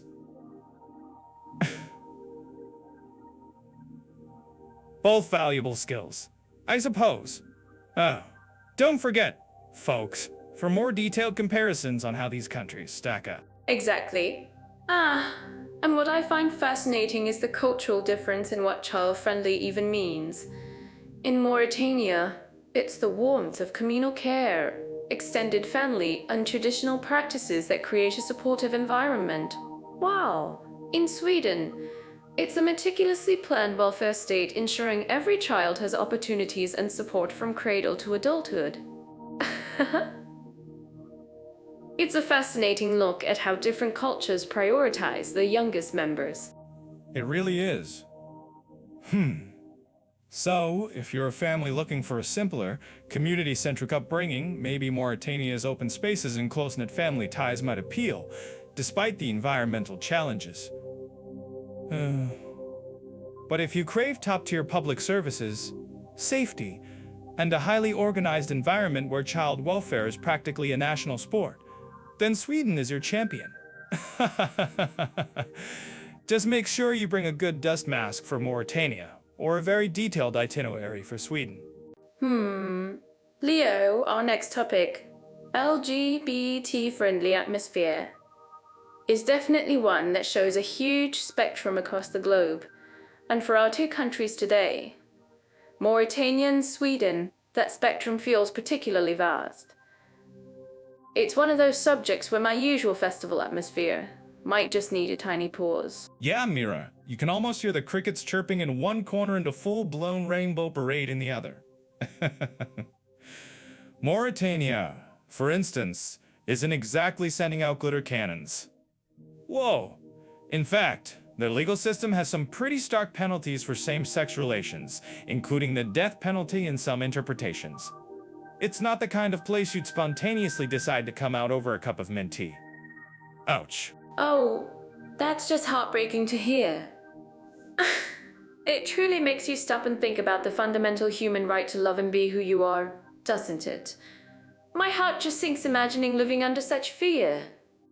I'm certain that our listeners in places like that wish for a more understanding world, and I truly hope things can change for the better. Absolutely. It's a tough pill to swallow when you're used to a world where individuality is celebrated. So, if Mauritania is the hidden closet of the world, then Sweden is throwing the biggest, most fabulous street party. You can barely turn a corner in Stockholm without bumping into a rainbow flag or a perfectly organized protest for. Well, they even have laws protecting gender identity, which means they're not just friendly, they're practically giving out alloy. Oh, now that's the kind of energy I can get behind. Sweden has been a true pioneer in LGBT rights for decades. From legalizing same-sex marriage way back in 2009 to having robust anti-discrimination laws, it's a place where you can genuinely be yourself without fear. Their pride celebrations are massive, vibrant, and totally integrated into society. It's like the whole country takes a collective deep breath of acceptance. It's almost too efficient, isn't it? You'd think there'd be some room for delightful chaos, but even their parades are probably on a precise timetable. Whoa. I can just picture it. Float number 3. You are now 3.7 seconds behind schedule. Please adjust your glitter output accordingly. But seriously, the level of social acceptance and government support is truly commendable. They're not just tolerating, they're actively embracing. That's it exactly. It shows what's possible when a society chooses empathy and respect. I sometimes wonder, what Mauritania's journey could look like if they ever chose a different path. It's hard to imagine, but hope is powerful. Speaking of paths, if you guys are enjoying this conversation, don't forget to hit that like button and subscribe on YouTube. We're always trying to explore these crucial differences. And maybe leave a comment about what you think friendliness truly means in a global context. No, but seriously, the contrast here is so stark it's almost a philosophical exercise. In Sweden, if you're LGBT, you're likely concerned about which fabulous outfit to wear to Pride. In Mauritania, you're concerned about your very existence. That's a pretty massive gap. Oops, it's a reminder that freedom isn't universal, even in the 21st century. It certainly puts things into perspective, doesn't it? For our listeners, especially those planning to travel or even consider living abroad, this isn't just a casual point of interest, it's a fundamental aspect of daily life and safety. It really highlights how some countries led the way in embracing diversity, while others have a long, challenging road ahead. Indeed. And it's topics like these that Jet Off AI supports us in bringing to you so you get the full and varnished picture. We're grateful for that. So, whether you're looking for a place to truly shine as yourself, or a place where you'd unfortunately need to hide, these two countries offered very different answers. Oh, so our next stop on this grand tour of cultural contrasts is hospitality and attitudes towards foreigners. And we're talking Mauritania and Sweden. Wow, can you even imagine two places further apart on that spectrum? It's like comparing a warm, bustling market to a perfectly organized, minimalist art gallery. Warm, bustling market versus minimalist art gallery, Mira? I'd say it's more like a spontaneous street party versus a very polite, by appointment only gathering. My appointment only gathering. Mauritania. You're looking at a culture where hospitality is practically a national sport. People might invite you for tea before you've even finished saying hello. It's a genuine, open-hearted welcome often tied to their Bedouin traditions. Oh, that sounds absolutely delightful. I can just picture myself, a traitor being pulled into a tent for endless cups of sweet mint tea. My only worry would be if I accidentally chugged it all too fast and then they thought I didn't appreciate it. Oops.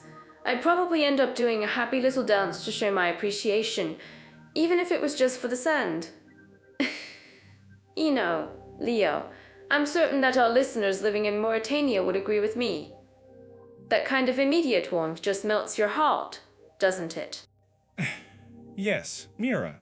Just try not to turn the tea ceremony into a spontaneous K-pop dance routine.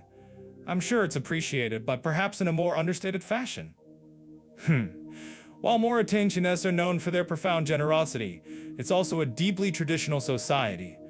Foreigners are generally welcomed, especially those who show respect for local customs. like dress codes and social etiquette. It's not just about what they offer you, but how you receive it. Aha! Disrespecting the culture. Wait. I want to add something there.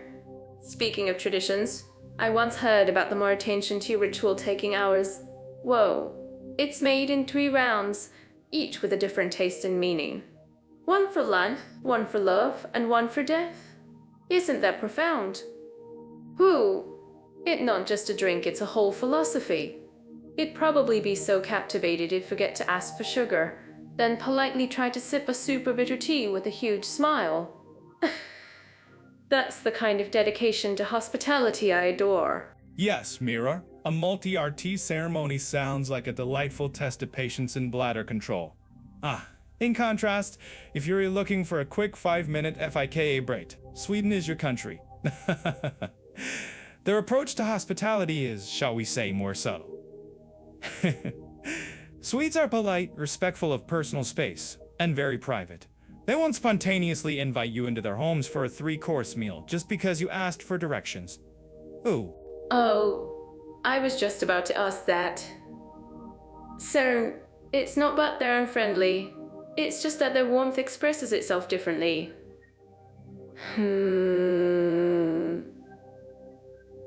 Like, maybe their version of hospitality is making sure the public transport runs perfectly on time, or that the streets are impeccably clean. Wow. It probably tried to make friends with a random Swede at a bus stop, offering them a homemade happy cookie, and then getting a polite, yet slightly confused smile is a smile in return. Happy Cookie might be pushing the boundaries of Swedish personal space, Mira. While they won't outwardly EFFUs, their hospitality often comes through in their efficiency and their quiet willingness to help if you ask directly. They value independence, so they expect you to be independent too. Wagoam. Just right is a huge part of their culture. It extends to interactions, not too much, not too little. So, don't expect reliability and honesty. That makes a lot of sense, actually. So, in Mauritania, a foreigner might feel enveloped by communal warmth, almost like being adopted into a big family. Ooh, and in Sweden, it's more about a respectful, well-ordered environment where you're given the space to be yourself, which can be its own kind of comfort. I'd probably try to introduce more Mauritanian tea ceremonies to my Swedish friends, and maybe a Swedish friends, and maybe a Swedish friends creating the cultural fusion. Ho! You might create a diplomatic incident, Mira. Foreigners integrating into Mauritania often find that learning a few phrases of Hassaniya Arabic or even French goes a long way. Showing genuine interest in their rich history and Islamic traditions can open many doors. Oh! Attitudes are very much about connection and shared experience. It's less about ticking boxes and more about truly engaging. I imagine it's about respecting their structured society, appreciating their quiet efficiency, and perhaps initiating social interactions gradually. They might not throw a coffee for you on day 1, but if you're patient and respectful, you might find yourself invited to a delightful FIK eventually. It's like a slow burn friendship, where trust is built over shared silences and perfectly brewed coffee. So, burn friendship is an excellent way to put it. For expats in Sweden, integration often means embracing their values of equality, transparency, and a certain reserved demeanor. Attitudes are generally welcoming, but it's often up to the individual to make the effort to connect, perhaps through workplace social events or community activities. Whereas in Mauritania, the connection might be initiated much more directly by locals. It's a fascinating contrast, isn't it? One offers a deep, immediate plunge into communal life, and the other a more gradual, personal journey towards connection. Wow, Both have their own beautiful ways of showing welcome. It just depends on what kind of traveler or long-term resident you are. Do you guys prefer a big, warm embrace or a calm, organized welcome? I'm actually curious about what our listeners think about this, so please share your thoughts on YouTube. Let's dive into a topic that truly defines our modern lives: internet infrastructure and digital facilities for Mauritania and Sweden. Wow! It's like comparing a trusty old dial-up modem to a fiber optic rocket ship, isn't it? I'm already picturing the contrasting vibes. One's probably still sending carrier pigeons for urgent emails, and the other's wirelessly cooking dinner. Well, if those carrier pigeons actually arrive, that's already better connectivity than some places I've been. I've had coffee load faster than some websites, Mira. Ouch. But seriously, talking about internet infrastructure for Mauritania and Sweden is like discussing the difference between a dirt path and a 6-lane superhighway.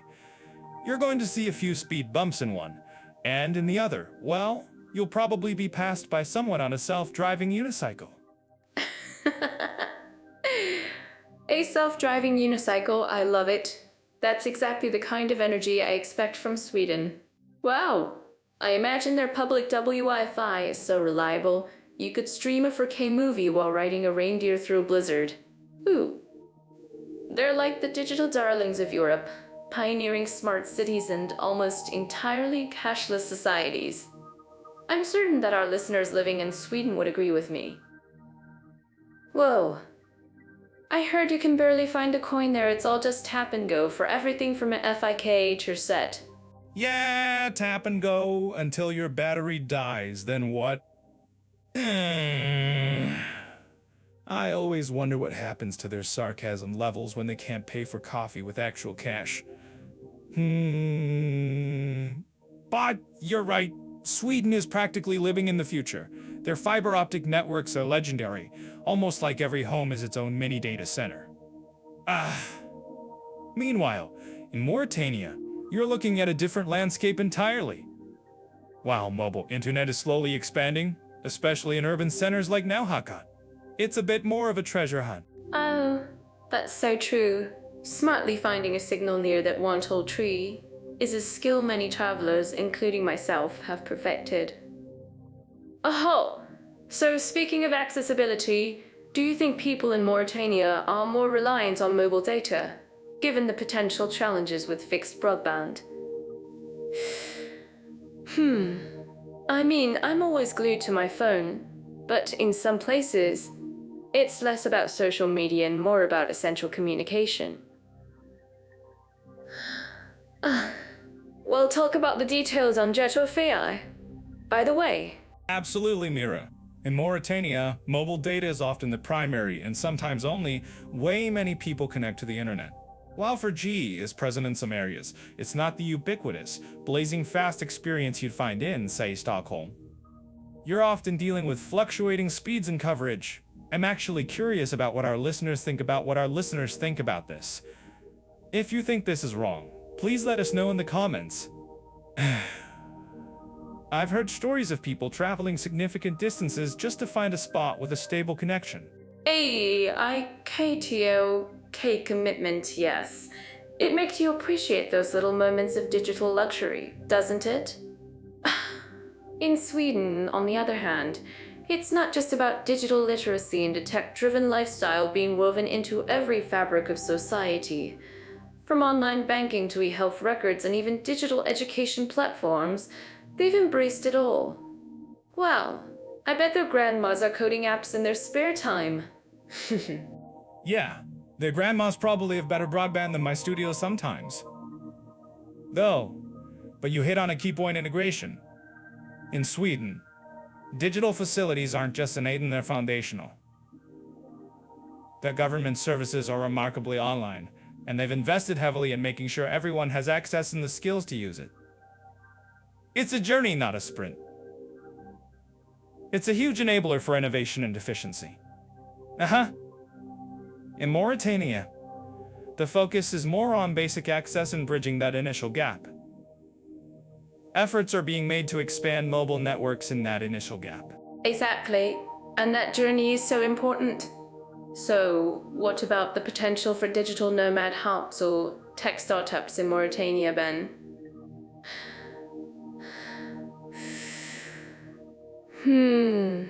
Because with good infrastructure, even in unexpected places, we've seen tech communities flourish. While Sweden is clearly a hub for innovation, I'm thinking about emerging digital spaces.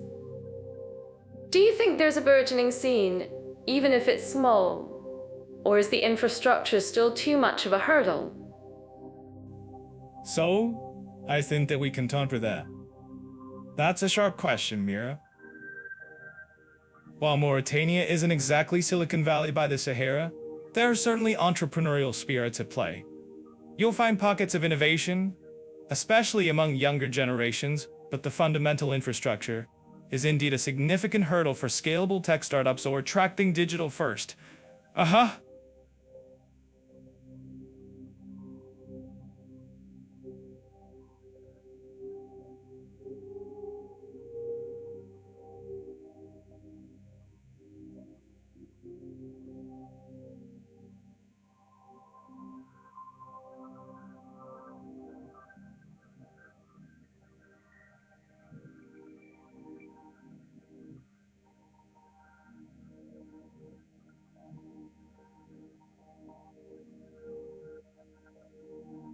Speaking of journeys, let's talk about where our wallets might take us next. Specifically when it comes to shopping opportunities and the OOL price-performance balance between Mauritania and Sweden. I'm picturing myself in a bustling Mauritanian market right now, haggling over a beautiful piece of fabric. Oh, you know, the kind of place where every purchase feels like an adventure, not just a transaction. I mean, who needs a perfectly organized department store when you can find a hidden treasure in a pile of scarves? Adventure, you say? Or perhaps an impromptu game show where you don't know the rules or the actual prize value? I can just see you, Mira, trying to negotiate the price of a camel hair blanket with hand gestures, while the vendor probably thinks you're practicing some new dance move. But seriously, if we're talking shopping, Mauritania definitely leans into the traditional vibrant souk experience. Oh, it's lasses that will wake up your nose, and textiles that practically tell stories. Exactly. It's about the stories. Like that one time I tried to buy a rug and ended up getting invited for mint tea instead. Whoa, that's performance balance right there. It's not just a rug. It's a memory. But truly, for our listeners, imagine wandering through markets in Nahakat, where every corner might hold a surprise hand-woven basket, silver jewelry, or a date seller who insists you try every single variety. It's not about the lowest price for a generic item in the authenticity. And I'm certain they'd also agree that finding a particular size of shirt or a specific brand of cereal can sometimes feel like a real treasure hunt. While Mauritania offers that unique cultural immersion which is fantastic for tourists, you're not walking into a superstore expecting rows of identical, neatly priced items. The performance might come from the sheer novelty, but the price part can be a bit of a mystery without knowing how to haggle. Whoa! Oh, flexing those haggling muscles is part of the fun. It's like a verbal dance, Leo. You should try it. Now, shifting gears to Sweden, that's a whole different kind of dance, isn't it? It's more of a sleek, minimalist ballet of efficiency and quality. Wow.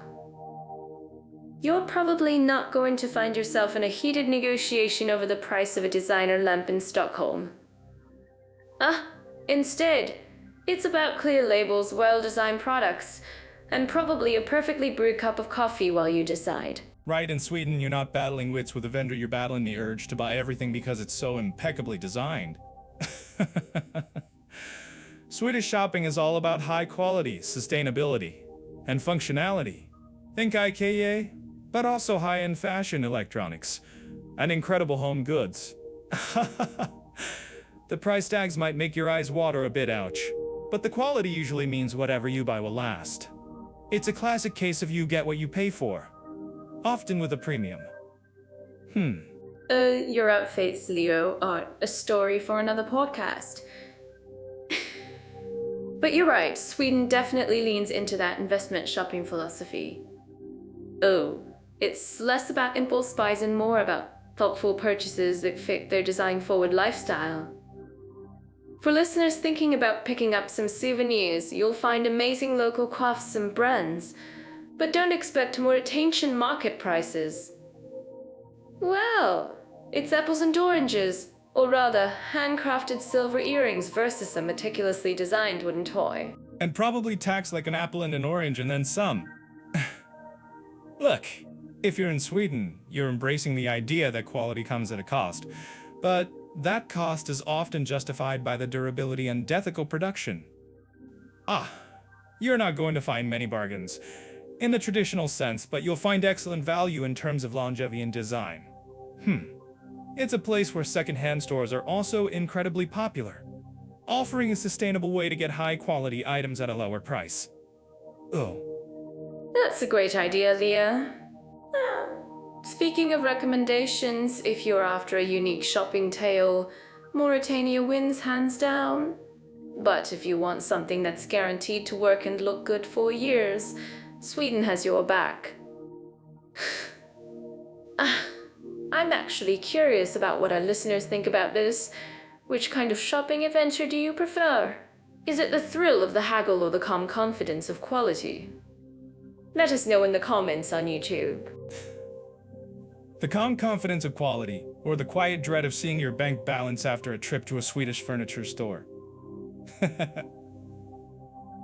Mauritania offers that raw, sensory explosion of a market where every smell and sound is part of the deal. Sweden gives you clean lines, functional elegance, and a sense that everything is precisely where it should be. So, when it comes to price-performance balance, in Mauritania, it's about how much joy you get from the hunt, and in Sweden, it's about the lasting satisfaction of a well-made home. My wallet always weeps a little, Leo. That's why I need joy from the hunt. But truly, both countries offer completely different retail ecosystems. Wow. Mauritania provides a glimpse into traditional commerce, where personal connection often precedes price, and Sweden presents a modern, quality-driven approach where efficiency and design are paramount. So, whether you're a treasure hunter or a design aficionado, both have something to offer, just bring different expectations and probably different currencies. And maybe a translator for Mauritania, and a very thick wallet for Sweden. But that's the beauty of comparing these places, isn't it? They give you such distinct experiences. For anyone looking to explore more about travel tips or even planning their own trip, remember to check out Jet Off AI for more resources. It's like a shopping guide for countries, but for actual experiences. Well, yes. Our listeners can find all sorts of helpful articles and guides there. So whether you're dreaming of a Mauritanian marketplace or a sleek Swedish boutique, we've got you covered. Alright, so we packed our imaginary bags and navigated through customs, but now it's time for the real fun cultural events, festivals, and concert opportunities. Whoa, I'm ready to dance, eat something wild, and maybe even join a parade. Oh, Leo, where are we taking our eager listeners first? Which country is bringing the party, and which is maybe, bringing the quiet contemplation? Mira, you always assume there's a party, don't you? My sense of humor is 18, but my patience for impromptu parades is, well, let's just say it's older.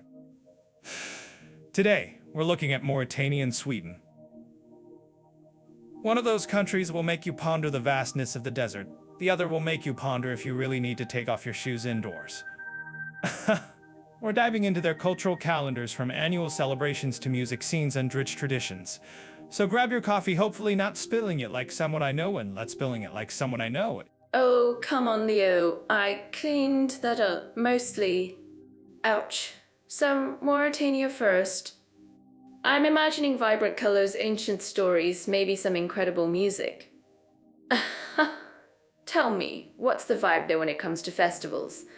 I'm hoping for something totally unique and unexpected. You know, like finding a flamingo at a snowball fight. Well, Mira, in Mauritania, you're looking at a culture deeply rooted in Islamic traditions and its rich nomadic heritage. So the big events often revolve around religious holidays like Eid al-Adha. These are super important communal celebrations where families gather, share meals, and give super important communal celebrations where families gather, share meals, and give charity. It's less about pop concerts and more about traditional music. It's less about pop concerts and more about traditional music, oral poetry and storytelling. They have instruments like the TID in it, a kind of lute in the yard in which is a heart.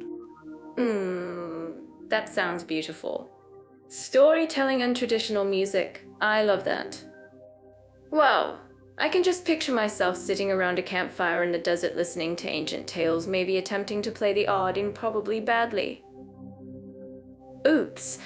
Do they have any festivals that showcase their nomadic roots like, say, a camel fashion show?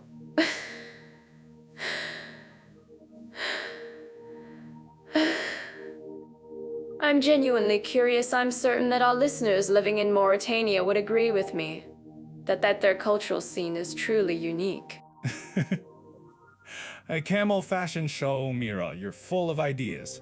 While I haven't seen a specific camel couture event, their festivals often celebrate their heritage. You'll find gatherings and celebrations in the desert, where communities come together. It's more about communal unity and shared traditions than elaborate staged events. Think local markets bustling traditional dances and impromptu musical performances. It's not the kind of thing you'd find a schedule of events online for, you just have to be there. Organic festivals, I love it. Ooh, it sounds so authentic, like a whispered secret rather than a shouted announcement. Now, let's pivot to Sweden. What kind of cultural whiplash are we in for here? I'm picturing like super organized festivals, maybe a clean minimalist concert hall. And everyone queuing politely. Am I close, Leo? You're not entirely off, Mira, but let's not reduce a whole nation's culture to queuing. Though they are quite good at it. Sweden has a very diverse and often formal cultural scene. You've got Midsummer, or Midsommar, which is a massive celebration. Think flowers, dancing around a mapole, and singing silly songs until the sun barely sets. Ooh. Then there's Lucia St. Lucy's Day in December, a beautiful celebration of light with candle singing and special buns. Wow! Oh, Lucia, I've seen pictures of that. It looks magical. Wow, all the lights and singing. It's like a winter fairy tale. Oh, I bet they're all super coordinated with their candles.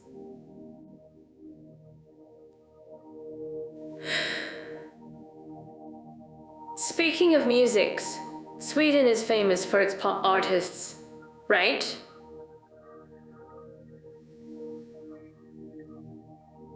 So I imagine they have a buzzing contemporary music scene.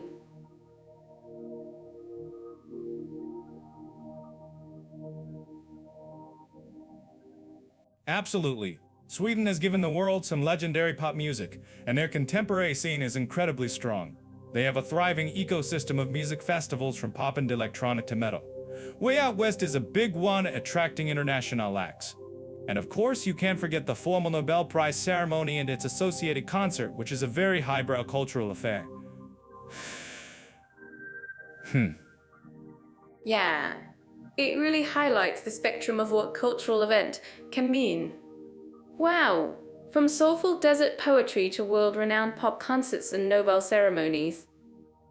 I'm certain that our listeners living in Sweden have some fantastic stories about their midsummer celebrations, or perhaps how they survive the intense darkness of a Swedish winter with their light festivals. Do you guys agree with us? Let us know in the comments below on YouTube. I imagine the Swedish winters do need a good amount of light and perhaps a strong coffee. As for music, their design and art scenes are also very active. You'll find exhibitions and galleries showcasing cutting-edge design throughout the year. It's a country that really values art and creativity across many forms. It's not all just ABBA, you know, Mira. Ooh, but I bet, Leo, but ABBA is pretty iconic. Oh, so if you're looking for vibrant, community-driven celebrations rooted in ancient traditions, Mauritania offers a unique and deeply authentic experience. And if you're into organized, diverse art exhibitions and formal ceremonies, Sweden delivers with a very modern flair. What a range!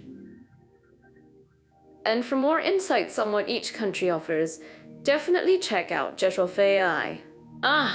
Indeed.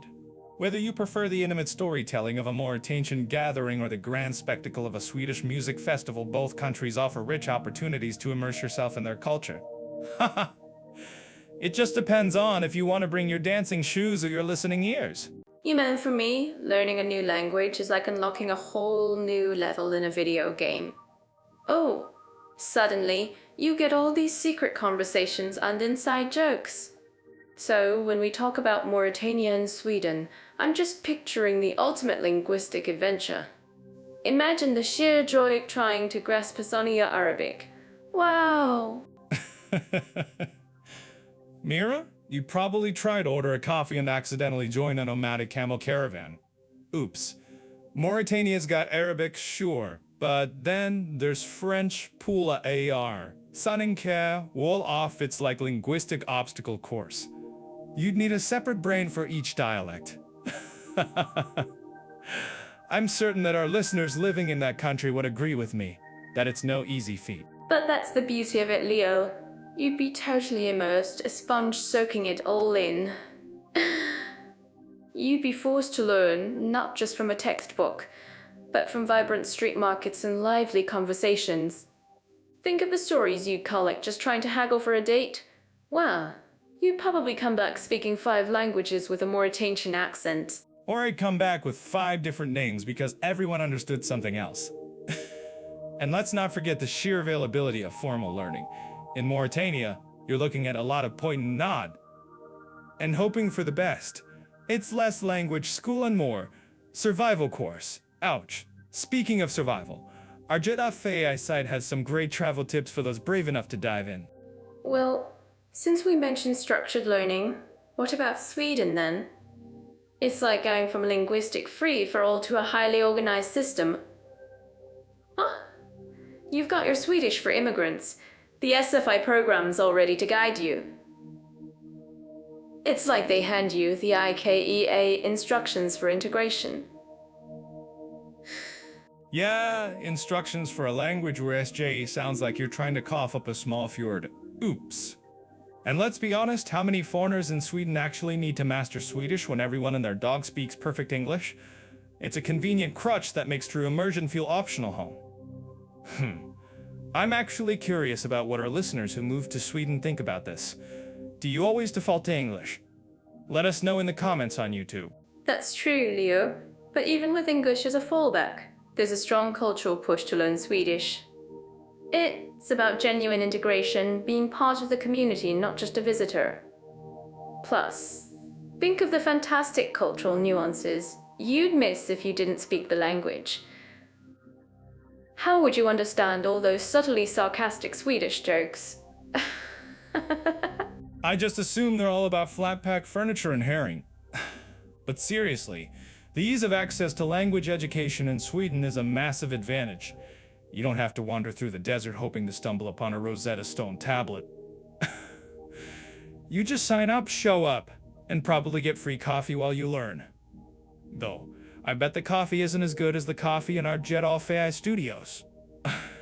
Now you're just being picky, Leo. But it does raise a good point for our audience. If you're looking for an immediate deep dive into a completely different linguistic world, Mauritania offers that wow, untamed experience. You'll learn whether you want to or not, while Sweden offers a more gentle, supportive hand-holding approach. Exactly. One's a trial by fire, the other's more of a warm bath with a rubber ducky. You're going to learn in Mauritania because if you don't, you'll probably end up with a goat as your travel companion. In Sweden, you learn Swedish because it's polite, and the government offers a nice free course. It's a different kind of motivation. And that's where personal preference comes in, right? Do you thrive in a challenging environment where every conversation is a puzzle to solve? Or do you prefer a clear, well-trodden path with plenty of resources? Well, if you think this is wrong, please let us know in the comments. I'd probably go for the one where I don't accidentally join a goat convention. But hey, both countries offer a unique journey into language, even if one involves slightly less bureaucracy and more sand. It just depends on if you want to be a linguistic pioneer or well-supported student. So we're diving into safety and comfort for women travelers, which is super important, especially when looking at countries as distinct as Mauritania and Sweden. When I think of Mauritania, my mind immediately goes to the desert, vast landscapes, and a deeply conservative culture. I'm certain that our listeners living there can attest to the strong sense of tradition. What strikes me is the incredible hospitality you hear stories of women being welcomed into homes for tea and conversation. You're right, Mira. Mauritania certainly isn't your pop into a cafe wearing shorts kind of place. Wow. Speaking of unspoken expectations, it sounds less like hospitality and more like a series of carefully choreographed cultural dances you were given the steps to. My guess is comfort for women travelers there involves a whole lot of blending in a wardrobe full of flowing fabrics. I'm actually curious about what our listeners think about this. Does a full abaya count as travel-friendly? Absolutely, Leah. It's less about the outfit and more about the cultural understanding behind it. You're right. Comfort there might come from respecting norms, which could mean dressing modestly. I once heard a story from a woman who said she felt a profound sense of safety from the very community protecting her. Even if she stood out, they treated her like a cherished guest.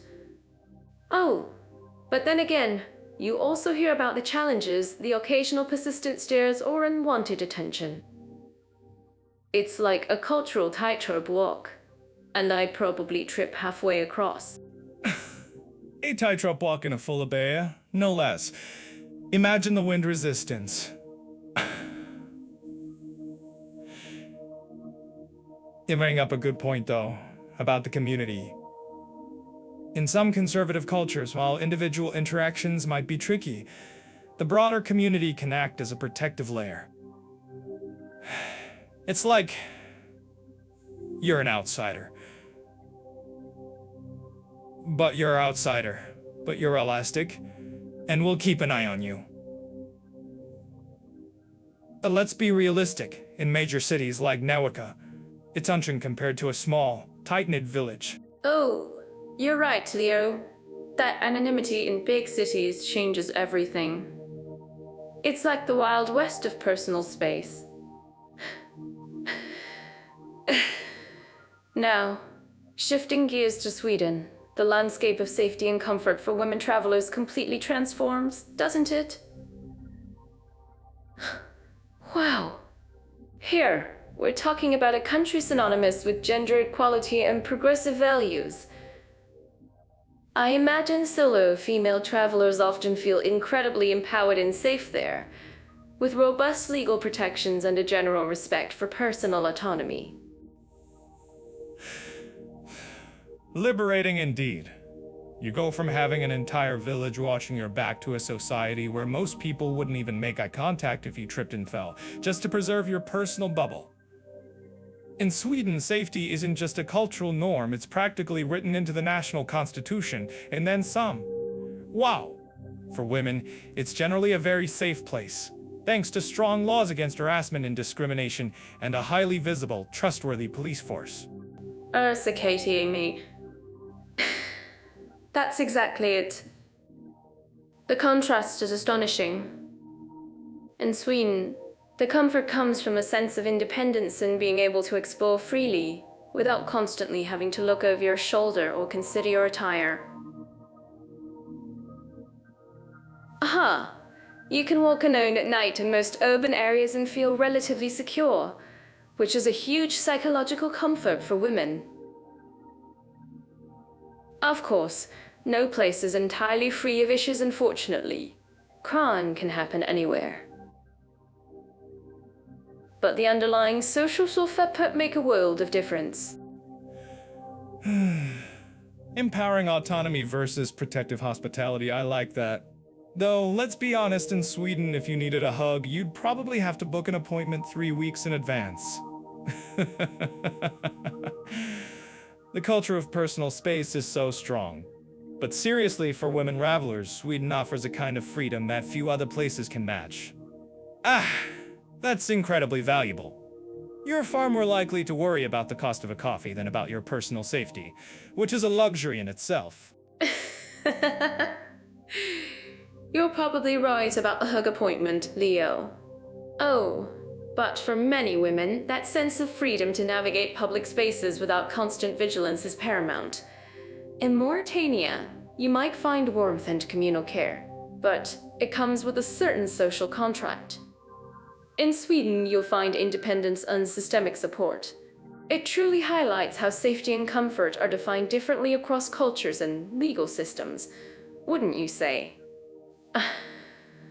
It's not always about statistics, sometimes it's about how you feel when you're there. Absolutely, it's about the vibe. Wow.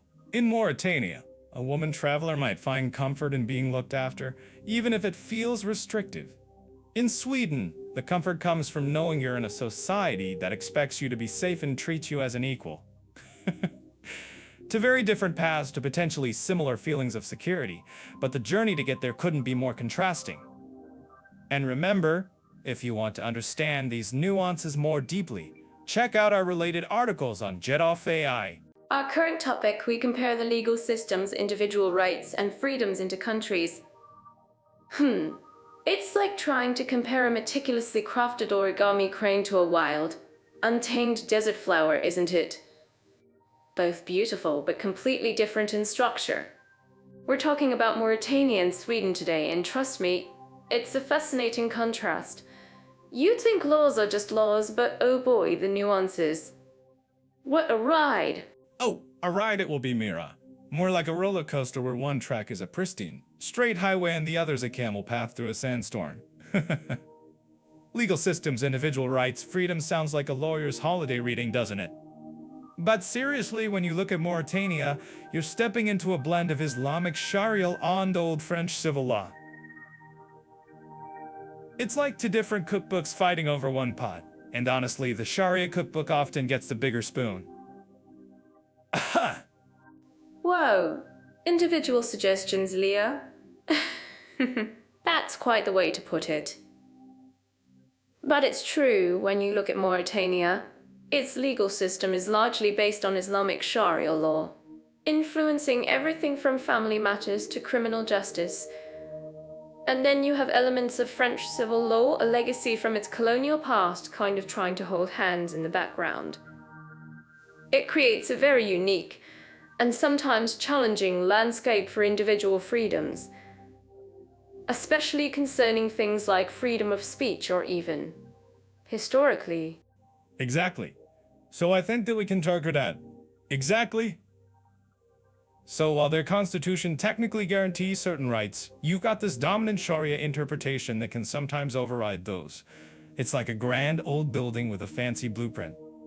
But then someone decided to add a whole new annex with completely different rules.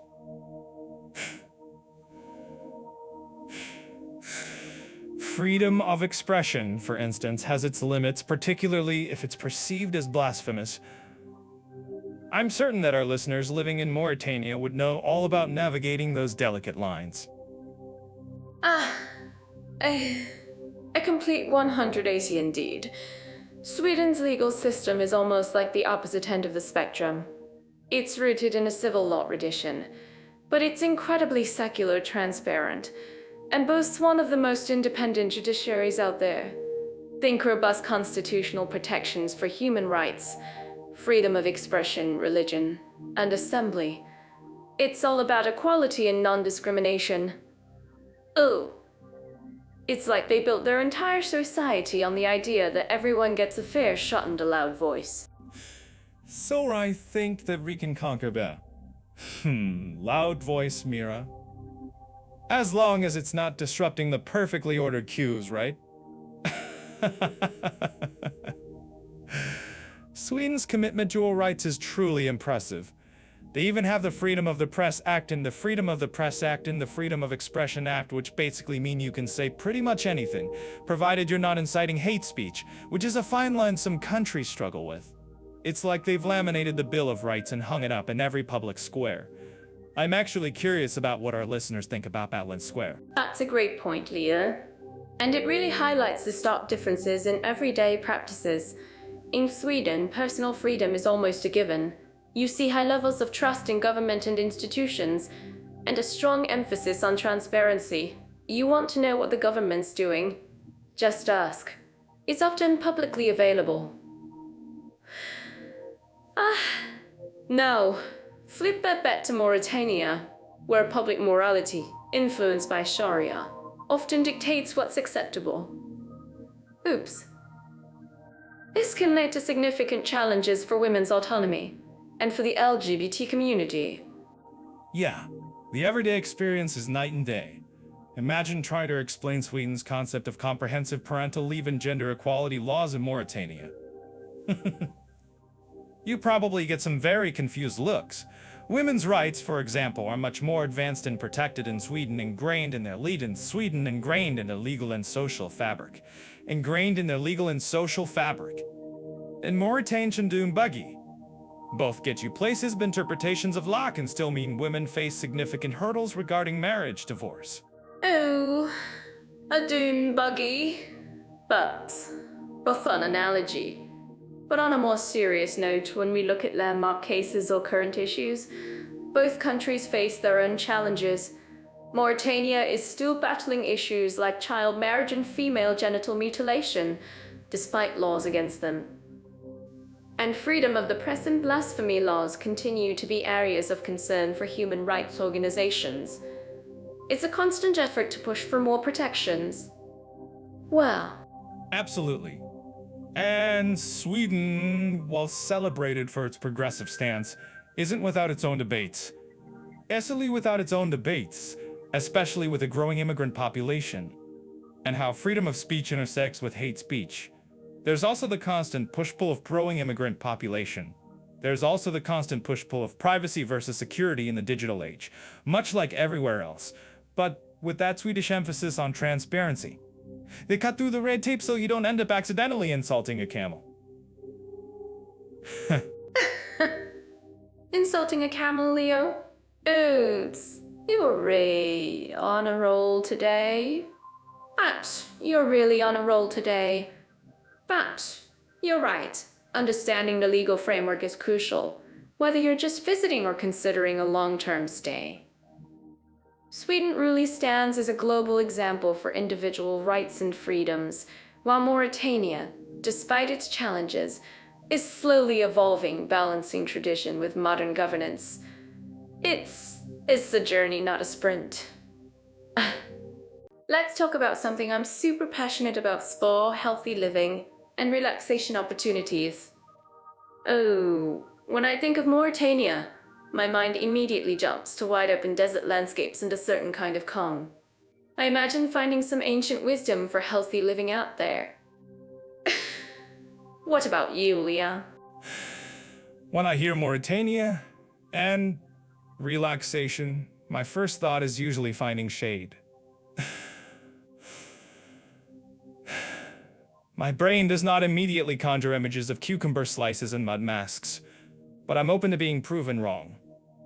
I'm certain our listeners who've explored Mauritania have some strong opinions on this. Oh, Sweden. On the other hand, that's a country that practically invented the concept of chilling out with purpose. Wouldn't you say? Whoa, chilling out with purpose. I love that. You're right. Sweden definitely has that reputation. But speaking of Mauritania, I can totally picture a different kind of relaxation, not your typical spa. But maybe the vastness of the desert, the incredible silence under the stars. Ah, it's a mental cleanse, you know. Less about the physical scrub, more about the soul serenity.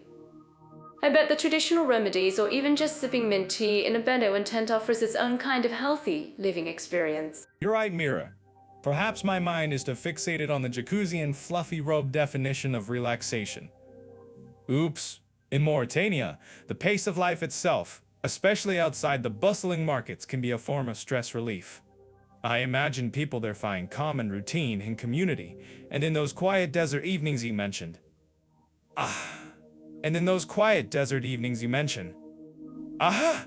It's a cultural relaxation, perhaps. No frantic chasing of the latest wet, then plunge into freezing water, all in the making you sweat. Then plunge into freedom. You're talking about the sauna, aren't you? Oh, I've always wanted to try the full Swedish sauna experience, the intense heat, then a quick dip in a snow pile or a freezing lake. My friends tell me you feel like a new person afterwards, like your body just hit the reset button. But I probably scream so loud the whole village would hear me. Ouch. What do you think about that, Leo? Too extreme for your refined stand-up persona?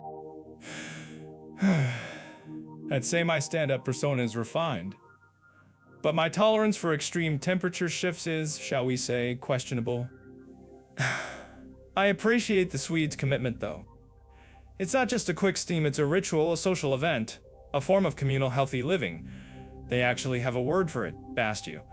It's like, let's all get naked and sweat out our problems together. Wow. And then they go hiking, cycling, or cross-country skiing. Their healthy living is truly integrated with nature. That's a great point about nature, Leo. Sweden's Elman Senior Atten, the right to roam freely in nature, must contribute so much to their mental and physical well-being. Imagine having access to endless forests and lakes for a mental escape. In Mauritania, the nature is vast and all, inspiring, but perhaps less about active recreation and more about survival and appreciation of harsh beauty. It makes you think about how different environments shape our idea of a balanced lifestyle. I'm actually curious about what our listeners think about this. Does your environment dictate? Indeed. And let's not forget FIK in Sweden. It's not just a coffee break, it's a sacred pause for social connection, often involving pastries. Now, that's a healthy living practice I can fully get behind. In Mauritania, you have the communal mint tea ceremony, which also fosters connection, but without the mandatory cinnamon bun. Oops. So both countries have their own spin on social well-being, just with different beverages and levels of sugar content. I'm sure our loyal followers on YouTube can relate to the important tent. You're always finding a way to integrate coffee, even into wellness, Leo. But you're right. Both traditions emphasize connection, which is vital for mental health. In terms of actual spa facilities, Sweden has plenty of modern, sleek wellness centers and luxurious spas, offering everything from traditional massages to unique Nordic treatments. Wow! In Mauritania, you might find more localized, perhaps rudimentary, facilities, or simply rely on traditional healers and more aberrational spa and rejuvenation. Exactly. And the climate difference is huge.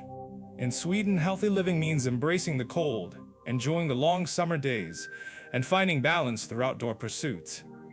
The notion of lagom, or just enough, also plays a role in their overall well-being.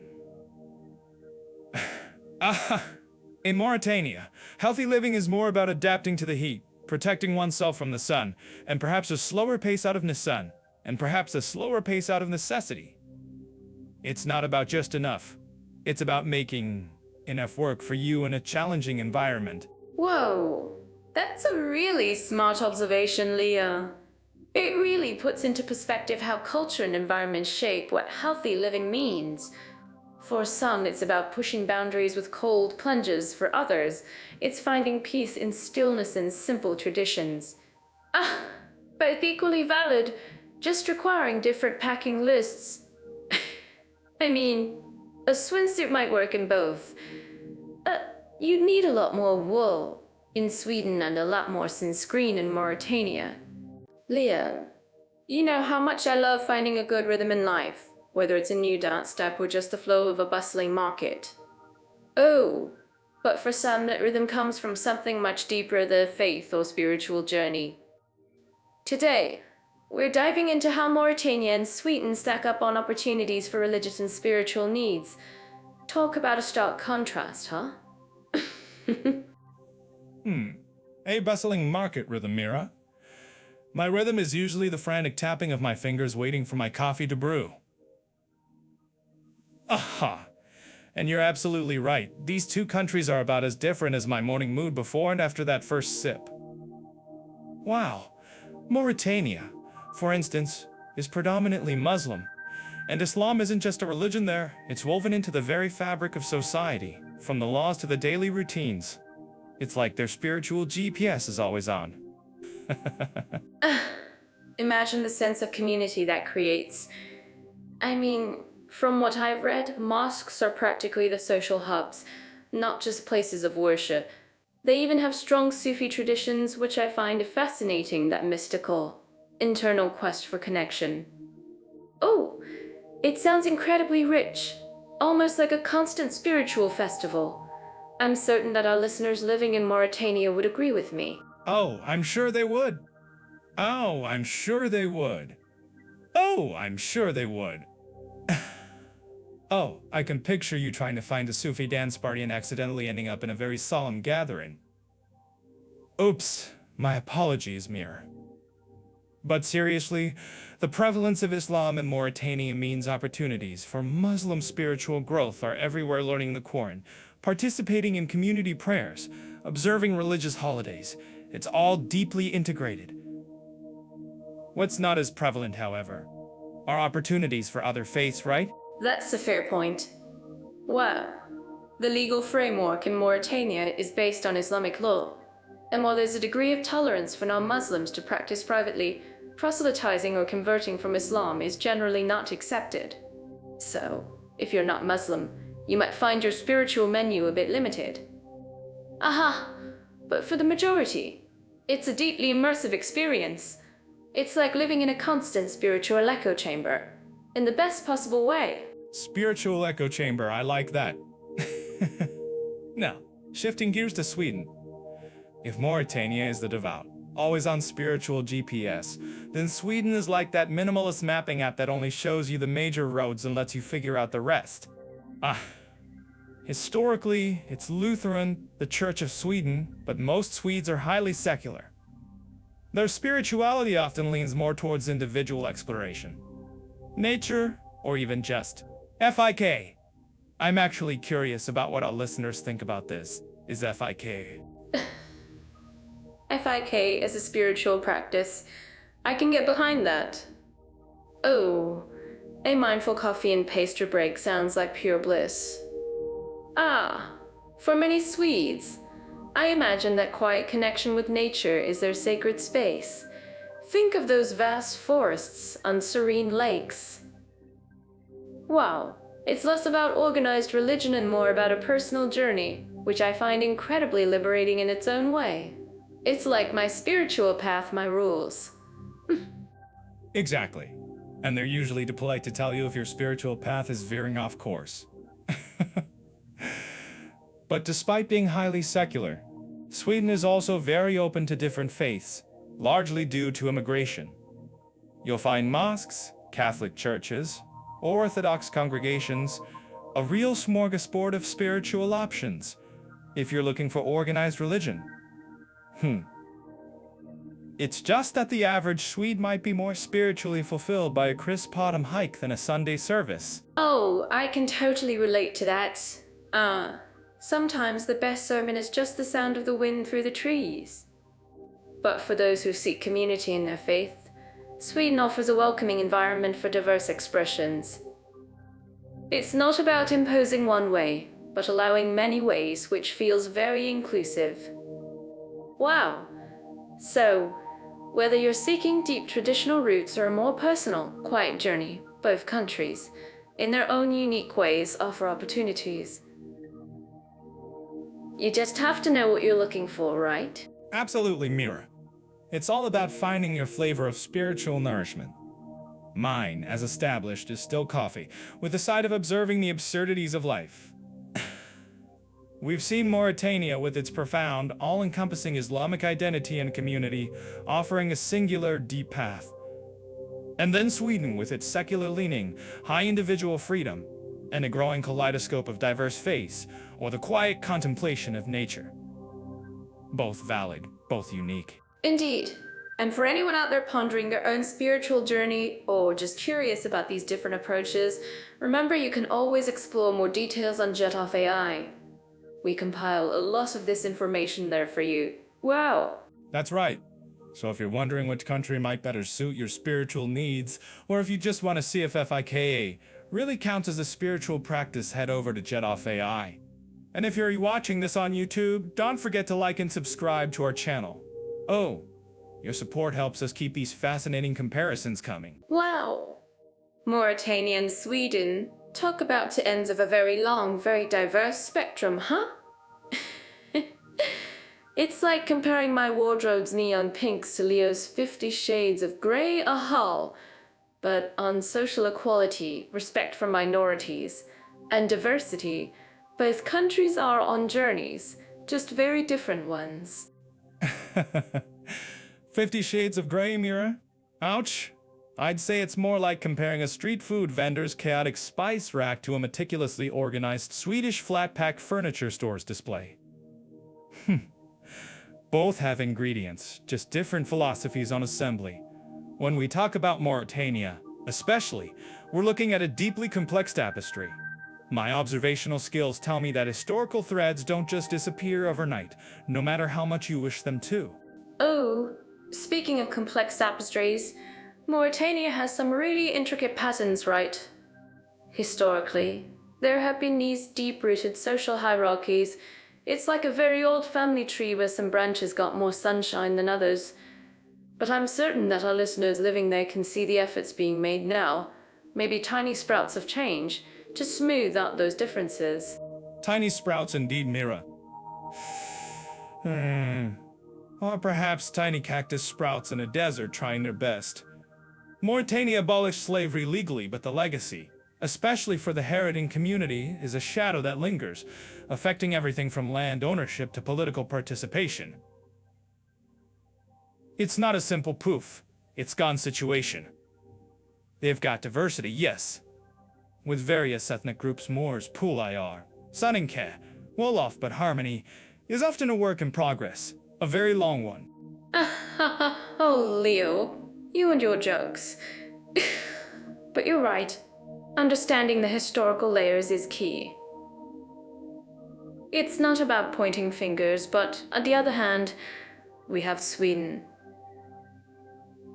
Well, it's practically a poster child for social equality, isn't it?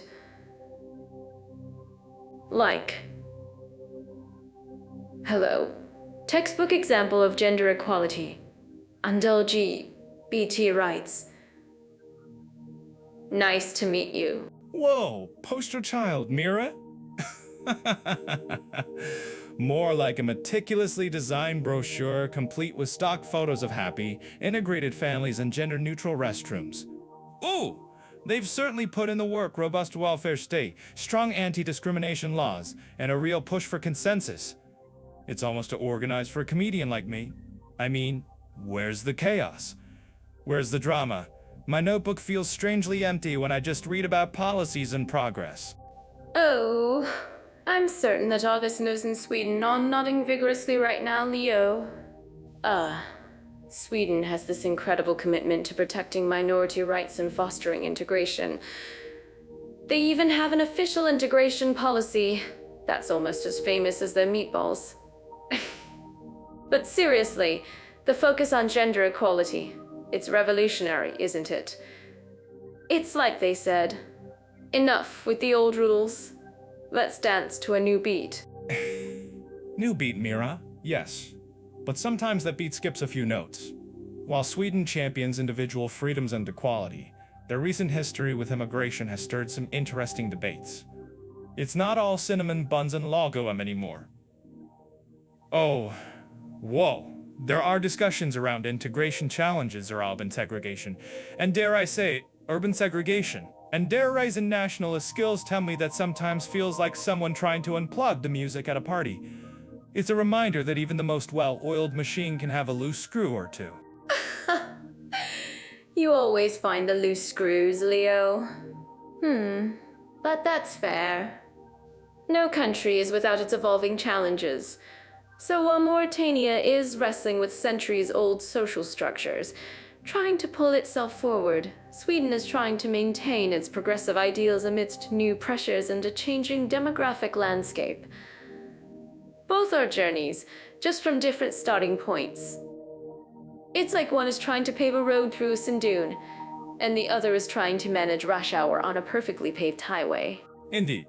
And both are vital discussions. My point is, social equality isn't just a tick box on a government form. It's lived experience. In Mauritania, it's about breaking generational cycles and challenging traditional power structures. Ouch! In Sweden, it's about making sure that newcomers truly feel part of the lagom lifestyle, not just observing it from the sidelines. It's a continuous performance, really, for both nations. We can't just clap and walk away. Ah, exactly. And that's why these conversations are so important, right? To our amazing listeners out there, whether you're building a new life or just exploring different cultures, your insights matter. We'd love to know what you think about this.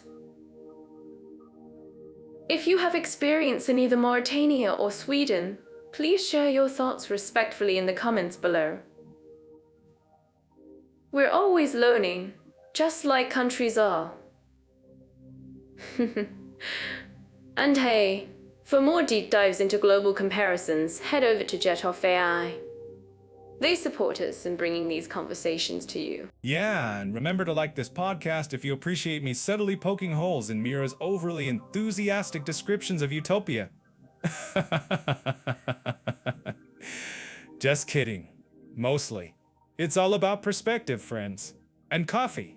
Oh, so we're diving into the delightful world of taxation, retirement, and social rights for long-term immigrants today.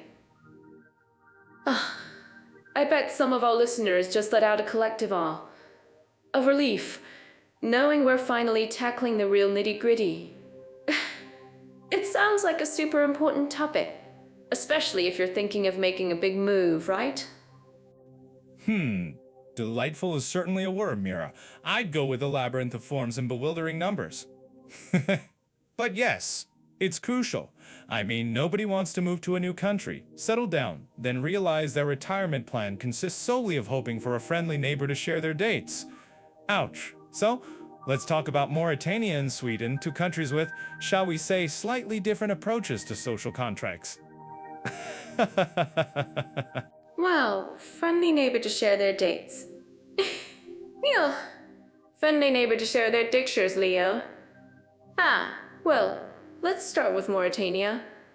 From what I understand, it's a developing economy, so the formal systems for long-term immigrants might look a bit different.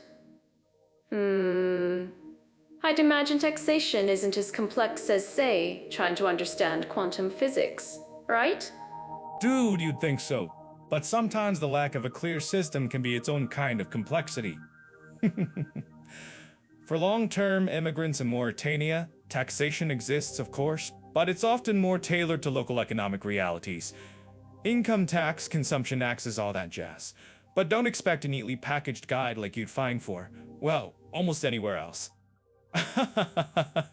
It's less about ticking boxes and more about, let's figure this out as we go. I'm certain that our listeners living in Mauritania might agree that a good local guy. Oh, so it's more of a learn-on-the-job kind of tax system. That sounds like an adventure in itself. I can just picture you, Leo, trying to pay your taxes and accidentally ending up in a goat market. But seriously, what about retirement benefits for immigrants there? Is it a robust, government-backed pension, or more of a personal savings game? Retirement in Mauritania for immigrants often leans heavily on personal savings, family support, or private arrangements. There's a formal social security system, but its reach and benefits for long-term for unresidents might be less comprehensive than what you'd find in, let's say, a Scandinavian utopia. It's less government will take care of everything. And maybe your extended family will too. Which, culturally, has its own beauty, I suppose. That's a really interesting point, the cultural aspect of support. Well, it's like a different kind of social safety net, woven by community rather than just legislation. Oh, now let's swing to the complete opposite end of the spectrum, Sweden. I feel like Sweden's known for having a social system so comprehensive, it probably tucks you into bed at night with a cup of warm milk. Whoa, tucks you into bed with warm milk. Tucks you into bed with warm milk. In Sweden, if you're a long-term immigrant, you're pretty much plugged into one of the most robust welfare states on the planet. This means higher taxes, sometimes significantly so compared to many other countries. Income tax can be quite high, along with value-added tax and social contributions. But income tax can be quite high, along with value-added tax and social contributions. But, and this is a big but, that money fuels a system that provides everything from universal health care and education to generous parental leave, universal health. Ooh, a golden bracelet? That sounds incredibly cozy, even with the high price tag. It's almost like they tax your potential future worries away. Absolutely, Mira. For long-term immigrants, if you've been working and contributing to the system in Sweden, you'll have access to their public pension system, often complemented by occupational pensions from employers. It's designed to ensure a decent standard of living in retirement. Wow. It's very structured, very predictable. Unlike Mauritania, where you might be bartering dates for healthcare, in Sweden, your pension statement arrives with the precision of a perfectly timed FIKA break. Wow, a FIKA break comparison. Oh, that's a classic, Leah. I wonder what our listeners think about this. Do you prefer the community-woven safety net of Mauritania, or the highly organized, high-tax, high-benefit system of Sweden? Let us know in the comments when this episode goes up on YouTube. It's such a stark contrast, isn't it? It is. And social rights too. In Mauritania, while there are legal frameworks, the practical access to services and social protections for immigrants might vary greatly depending on individual circumstances, community ties, and resources. It's less about a universal entitlement and more about finding your way within a flexible system. You might get a lot of informal help, but maybe not from a standardized government office. So it's almost like a choose-your-own-adventure for social rights in Mauritania. But in Sweden, I feel like you're almost handed a map with every single social right highlighted. Oh, things like access to childcare, housing support, unemployment benefits, it's all part of the package, right? That's right, Mira. For long-term immigrants who are registered residents and contributors, Sweden's social rights are extensive, from comprehensive parental benefits that allow parents to share leave, to heavily subsidized childcare, and robust unemployment insurance, it's all there. Wow, it's a system built on universal access, aiming to ensure everyone has a good quality of life, often regardless of background, as long as they integrate and contribute. It's highly regulated, very precise, and usually very precise. The perfectly filed form. What a choice. I mean, I think if I had to choose, I'd probably get a kick out of the goat market. But my long-term self would probably appreciate the perfectly filed form. It's a trade-off, isn't it? And speaking of trade-offs, if you're looking for more detailed guides on navigating these kinds of choices, For long-term stays, make sure to check out Jet for their expat resources. Indeed, Mira. So whether you're drawn to the simpler, community-focused support structure of Mauritania, or the highly organized, comprehensive welfare state of Sweden, your long-term financial and social well-being as an immigrant will look vastly different. It really boils down to what kind of safety net you prefer, one that's woven by hand or one that's engineered with incredible precision. Hello. Hello, dear listeners. Wow, Mira here. And I'm practically bouncing with excitement because we're diving into our final topic for this amazing journey. The rate of meeting journey, the rate of meeting specific interests in Mauritania and Sweden. Oh, it's like asking if you prefer finding a rare desert flower or a meticulously labeled garden. What an adventure it's been. My brain is already doing a little dance.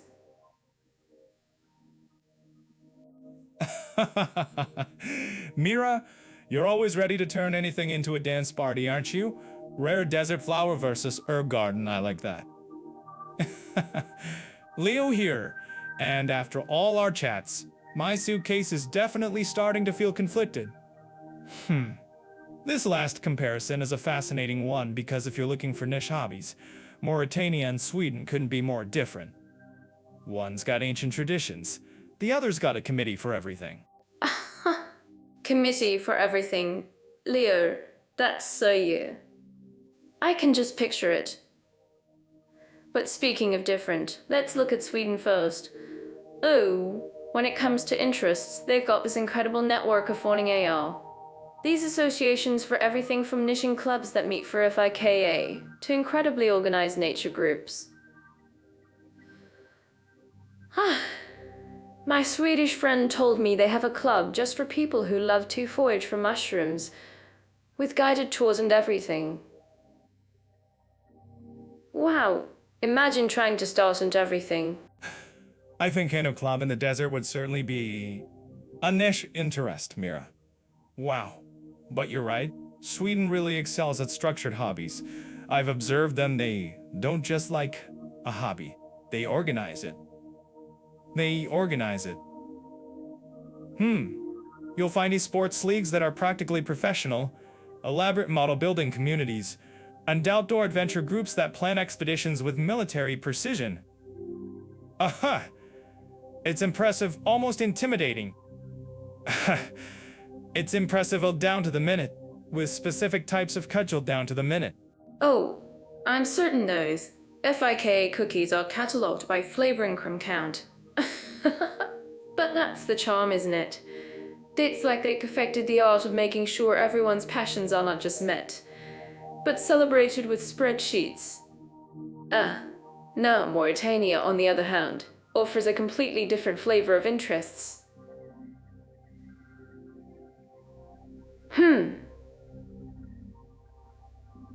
We're talking centuries-old traditions. Think camel racing, which is a huge deal, or the deep, soulful art of poetry and oral storytelling.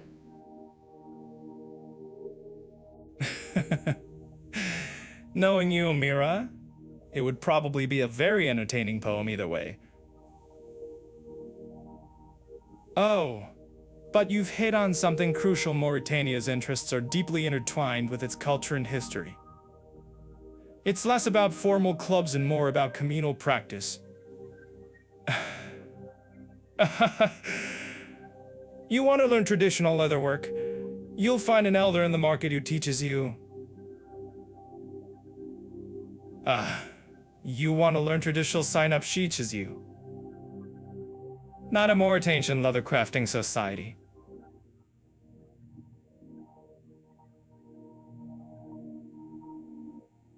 Exactly. Whoa. It's less about a sign-up sheet and more about showing up with a keen spirit and maybe a friendly smile. And the music, Leo. The traditional music and instrument making are incredible. Oh, I'm certain that our listeners interested in ethnomegiswillisy would be absolutely captivated. It's raw. It's a through immersion. No learn the tea. ID in it in 10 easy lessons online course. Would you rather join a meticulously planned mushroom hunt in Sweden, or try to learn a traditional Mauritanian instrument from a local Mauritanian instrument from and? That's a tough one, Mira. I'd probably choose the Mauritanian instrument, mostly to see if I could somehow turn the TID in it into a comedic prop. But seriously, the contrast here is striking. Sweden offers almost boundless opportunities for organized interests, from design to technology to outdoor pursuits. Their appreciation for FR love tests live, or open-air life, means hiking, skiing, and kayaking are incredibly accessible and well-supported. And Mauritania offers the profound beauty of cultural immersion. It's not just a hobby, it's a way of life. The connection to the desert, the traditional crafts like jewelry and weaving, the ancient tales, it's all part of the fabric. It might not have formal organizations or sleek websites, but the community engagement is strong. If you're looking for something off the beaten path, something truly unique to experience, Mauritania has it in spades. Wow. It's less about meeting a specific interest and more about discovering a whole new world of interests. You know, for all my sarcastic observations, I do appreciate both approaches. Sweden's systematic way means your niche is probably well catered for, with all the right gear and expert guidance. Mauritania's more fluid approach means you stumble upon interests, you integrate, you learn by doing. It's the difference between a highly specialized library and an ancient oral tradition. Both valuable, just in their own unique ways. And for anyone planning their next adventure, whether it's a meticulously planned Swedish design tour. That's a fantastic point, Leo.